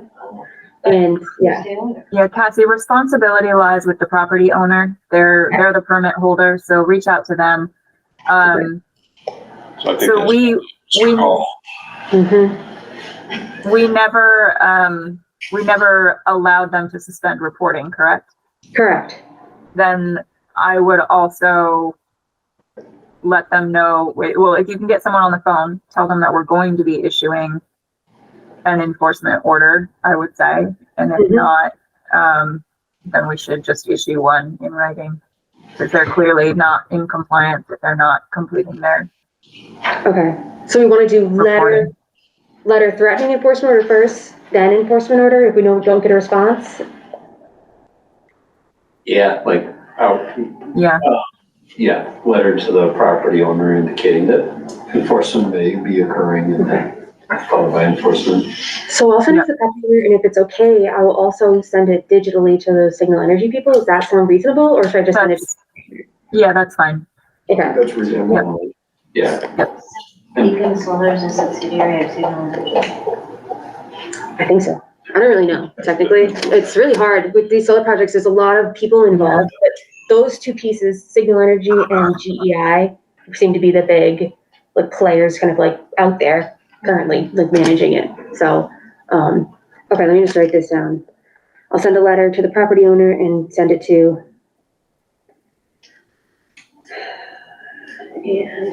Signal Energy. Okay. And then I guess we can discuss going from there. If we still don't get a response, we can figure out maybe at the next meeting if we're going to issue an enforcement order and go from there. I mean, ways to elevate it after that would be potentially issuing a stop work order. The work is done, so I don't know how effective that would be. Right. I don't know if you can revoke an order. I think that's possible, but I've never done it before. I can talk to DEP about that. And the other thing that you can do is issue an enforcement order and then elevate it to DEP, and they can then pursue fines and things. So we should discuss that when we get there. Right. But So as of now, is the site stable? I don't remember. I would say that it is. I mean, Hal and I have done a number of site visits, and so the majority of it is grassy and The majority of vegetated. it is stable. It's just a question of drainage in this one area. Yes. Is it going into an area of concern? Yeah. And just Is it a kind of, concern for us or just for them? Something different.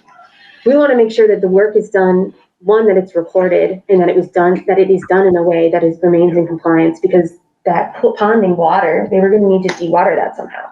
Okay. And they were going to need to, so that's my big piece, is the reporting, obviously, for the crossing areas, just because those are still sensitive spaces, and make sure that's going right.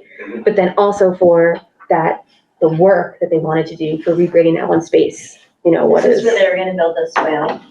Yeah, yeah, they were, exactly. And it wasn't that long ago. It was fine. They were trying to get it done before the winter time, and then obviously that has come and gone. But,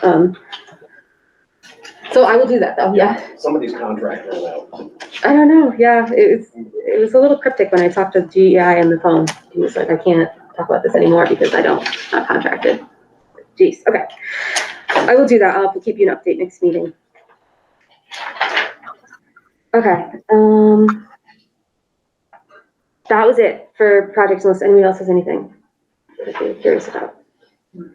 Okay. No, I think we're good. All right, meeting minutes, December 11th. Are those all set for approval? Motion to approve meeting minutes for December 11th. Second. Second. All those in favor, Buttrick? Aye. Carr? Aye. August? Aye. Weeks? Aye. Ryan? Aye. Great, motion carries. Renewed vote for authorization of e-signatures. I thought we did this. Did we decide, were we missing someone? Or it's The done? problem is, it wasn't any of that. It was that this gets sent, the new thing for this one is that it goes to the clerk and she kind of certifies it and is like, that she attests that it's a true copy, and it's a little more formal than what we had before. But Okay. she was like, you didn't say in your minutes that have already been approved that they explicitly made this big long motion. And I don't know if we even did that at the meeting. And so someone needs to read this, make a motion and then read this bottom paragraph. All right, would our best and most illustrious reader please do the honors? Yeah, Just the whole thing or just the second? just the second paragraph, you motion and then read that. Okay. Motion by Commissioner Carr, the Easthampton Conservation Commission hereby recognizes and accepts the provisions of MGL C111G regarding electronic signatures, and that its members will henceforth execute documents either with electronic signatures or with wet ink signatures, and that both will carry the same legal weight and effect. Additionally, to authorize the conservation agent to electronically sign Easthampton Conservation Commission documents on behalf of the Conservation Commission members in accordance with MGL-C 110G. Term Easthampton Conservation Commission documents as used in the preceding sentence means only those documents that the commission voted to issue and sign at a public meeting. Second? Second. All those in favor, Buttrick, Aye. Carr, Aye. August, Aye. Weeks, Aye. Ryan, Aye. motion carries. All you. right, thank you, Cassie. Yeah, thanks you guys. Thanks for your patience. The clerk is really good. She knows what we need to do. So I trust that was what we need to do that. Yeah, Okay, thank you for the so- follow-up. Wetlands ordinance discussion. Again, making progress with the working group. We continue to meet. I think our next meeting is the 23rd. Still, there was I thought we were a little bit further along with some sections than we were, so we're not as close to potentially bringing something to the rest of the group as I thought, but we are making progress. I think we all feel good about the direction it's going, and we'll continue to keep you updated as we move along, but nothing real substantive to share at this point. And then Julie, I'm sorry, but there's another general business item. It's for 282 Loudville that you might be looking at a previous iteration of the agenda. I am sorry. Go ahead. It's okay. So, but thank you for that piece. And then, so this is for a possible violation at 282 Loudville Road. So, I received a message from the EPA that an abutter, I believe it was an abutter, had made a complaint to the EPA about a possible violation that the EPA determined they were just going to send us.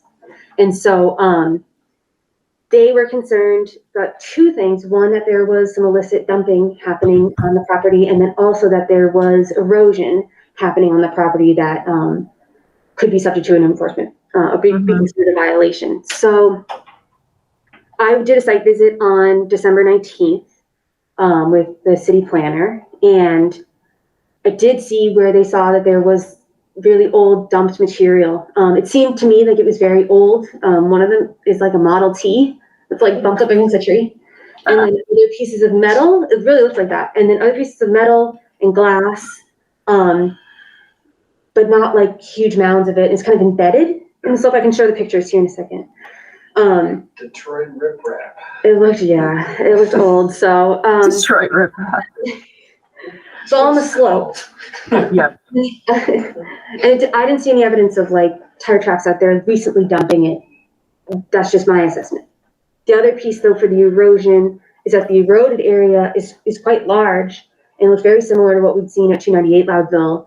Mm-hmm. I didn't see any evidence of earthworks that might have caused that erosion to have happened. And just knowing the shape of the river there and what's happened at 298 Loudville, it seemed to me that the erosion is natural, which is not a violation if it's naturally occurring erosion.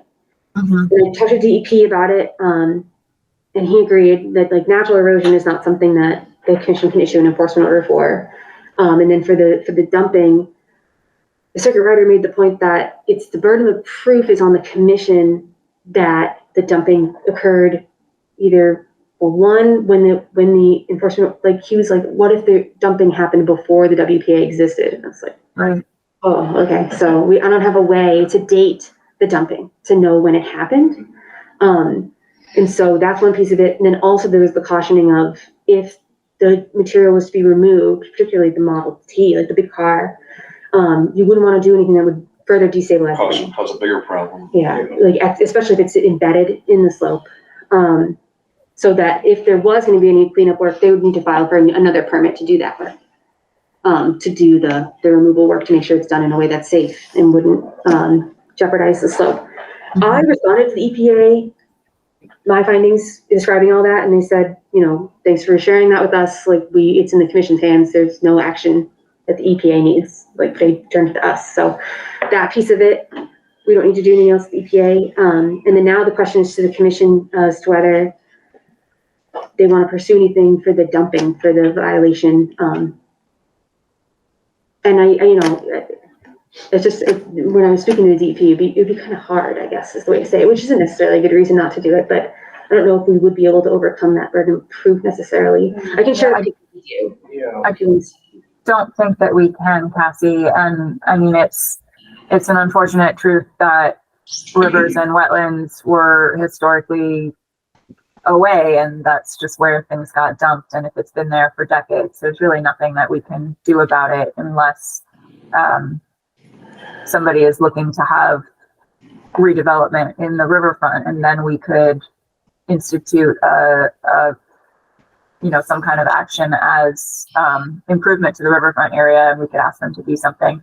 But without that, we really don't have any jurisdiction to just go around and ask people to start correcting things that have probably been that way since before the act was in place. And I also wanted to, for the record, because there's a big project being proposed on 282 Loudville, which we kind of discussed before briefly when there was the forest cutting plan across the way. But I just thought it'd be helpful to explain for the record as well that the commission, I did a technical review of that project, and we made the determination that the commission doesn't have the jurisdiction to do for the permitting for that work. And the reason is because there's there is 200-foot riverfront area in the property, and it's basically where the mean annual high water line is up the bank, and then 200 feet out from that.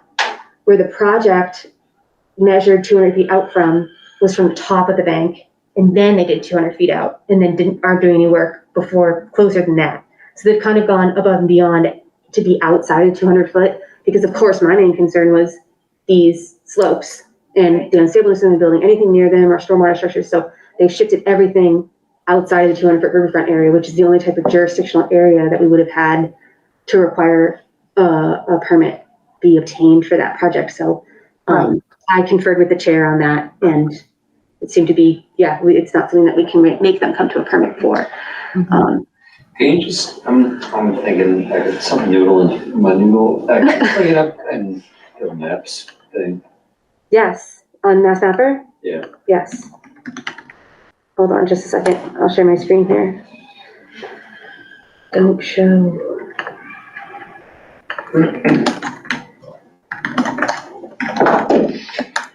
Okay, let me share my screen. Hold on. Oh, whoops.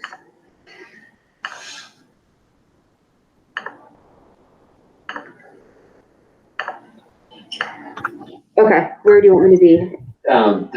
The bank erosion area, Yeah. where the debris is. Let me turn on aerial imagery, but it's kind of the shaded region, I believe.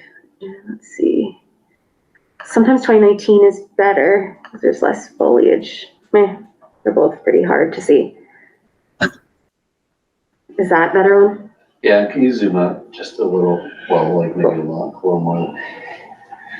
Karen, do you know where the old landfill is up on Loudville? I bet it's not near there. I don't think it would be here because you're right at the top of a steep slope. I'm just, so the fact that if some of the debris is buried in the side of the slope, I'm wondering if it would be common to make a little mini landfill back in the day. Maybe to stabilize it. Yeah, and throw a bunch of junk in one place, in which case it, even before the Wetland Protection Act, it would still be like possibly a landfill, and then it might be like a Board of Health / DP thing. And so I come across like a couple of those. I don't know, it would be weird that nobody remembered it at all, or it didn't already have like some kind of landfill ID number or something like that. Because a lot of those things do, like an old burn pit dump / And DEP would have that? Sometimes, yeah. I don't know. Let me see if I can show you the pictures from the site visit, and the pictures are very similar to what, I'm gonna have to cycle through a lot here, unfortunately, to get to where the garbage was. Oh, here we go. So, hold on, can you see this, Julie? Yeah. Here we go. Okay, so you can see it's wicked steep. There's the Model T, potentially. I'm gonna zoom in. That lump in the middle. Yeah. I don't know how people could tell that's what it was, but everyone was like, that's Was there a blue flag in the previous photos? I think possibly. Somebody marking that area? You can see a little. It looked like it was from the tree in the previous. Let me go back. Yeah, hold on. Somebody was surveying it and did a wetlands flag or something. They may have put, because that, they were from the top of the slope out 200 feet, so that might have been how they were like, you're right at the slope. Because their explanation was, they measured out, they were able to later measure out where likely the mean annual high water line is, somewhere down here. But they didn't want to like traverse down. They were like, let's just say it's up here, farther away from where it possibly is. So, okay, so you can kind of start to see that's the largest piece of debris that I was able to find. There's like a bucket. You can kind of see in some other pictures better the smaller things that seemed evident. Yeah, I don't know what this is, some metal piece. I mean, that's probably this doesn't look to me like any kind of formal landfill. This is just people throwing stuff over a bank as people do. Like my backyard. And then this is the major erosion, which is very dramatic. Of course, it's super high up, but it's mostly sand. I didn't see debris in here, trash in here. Okay, yeah. And it looked like I didn't see any tracks leading up to this. I didn't see man caused, if you will. It's just that area is so dynamic and it's so sandy. That's pretty cool, actually. That's pretty neat. It's crazy out there. Yeah. Sandy, that is. And that's the river down there? Yeah, you want to zoom in? Yeah, where? Is there trash on the right or is it? It's like a stump, maybe. Hold on, it should be on the right here. Is that what it's like? Rocks, it looks like to me. Rocks and, Yeah. I mean, I'm sure there's little pieces like this. Might be like a piece of something. Yeah, it's not fun. Nothing like obviously garbage. No barrels that have mysterious material in them or anything like that. As far as I could tell, I didn't climb down there, certainly not. But this is very similar to what was behind 298, right? yeah, it did look a lot like that. Or Let me know if you want to scroll anywhere. So which way is 298 from this? So upstream. Yeah. Upstream to the right, yep. Yep, to the right, so. Let's see if there's anything else. It's like, well, we got a case of geology here. Archaeology, geology. Yeah. It's not jurisdictional. So I wanted to just, Cool. yeah. It is cool, yeah. Definitely don't want to live there. But so in the This is fluvial processes at work. yeah. More I submitted a comment to the planning board who is reviewing the project that's proposed farther inland. And that was a big bulk of it was noting that these major erosion that's happening here, the banks are sandy, like any stormwater system needs to be confirmed to not contribute to erosion, like highlighting like this is the main concern among other things that were noted, and explaining why it's not jurisdictional for the commission to require a permit. We just don't have the legal authority to do so. But I did say, like, highlight all these things that we would have been concerned about either way. So this is to the commission, to the planning board, so. And we don't want to be coming in 20 years to riprap the river because Oh my God. the erosion got too close. Yeah. What are they trying to build? It's a housing development, yeah, so. And associated stormwater management, so, yeah, so, yeah, there's some more. I'm just kind of panning around now in these pictures of areas where it slopes down. Did you send us these? They were in the ongoing project update. If you clicked the hyperlink, it would have sent you to the file that has everything for it, and it was one of the folders, but I can send it directly if you weren't able to get access to that. We're doing the site visit. The rest of the area is like really flat. This is like, it's like till you can see starting to the left, yeah. So the people that are building on 282, do they own all the way to the edge? That's my understanding. Yeah, but the project is not under our jurisdiction. So if you're interested in it, it's just in front of the planning board. Yeah, so it's kind of the rest of the woods around it, kind of like walking away from the slope now. It's just.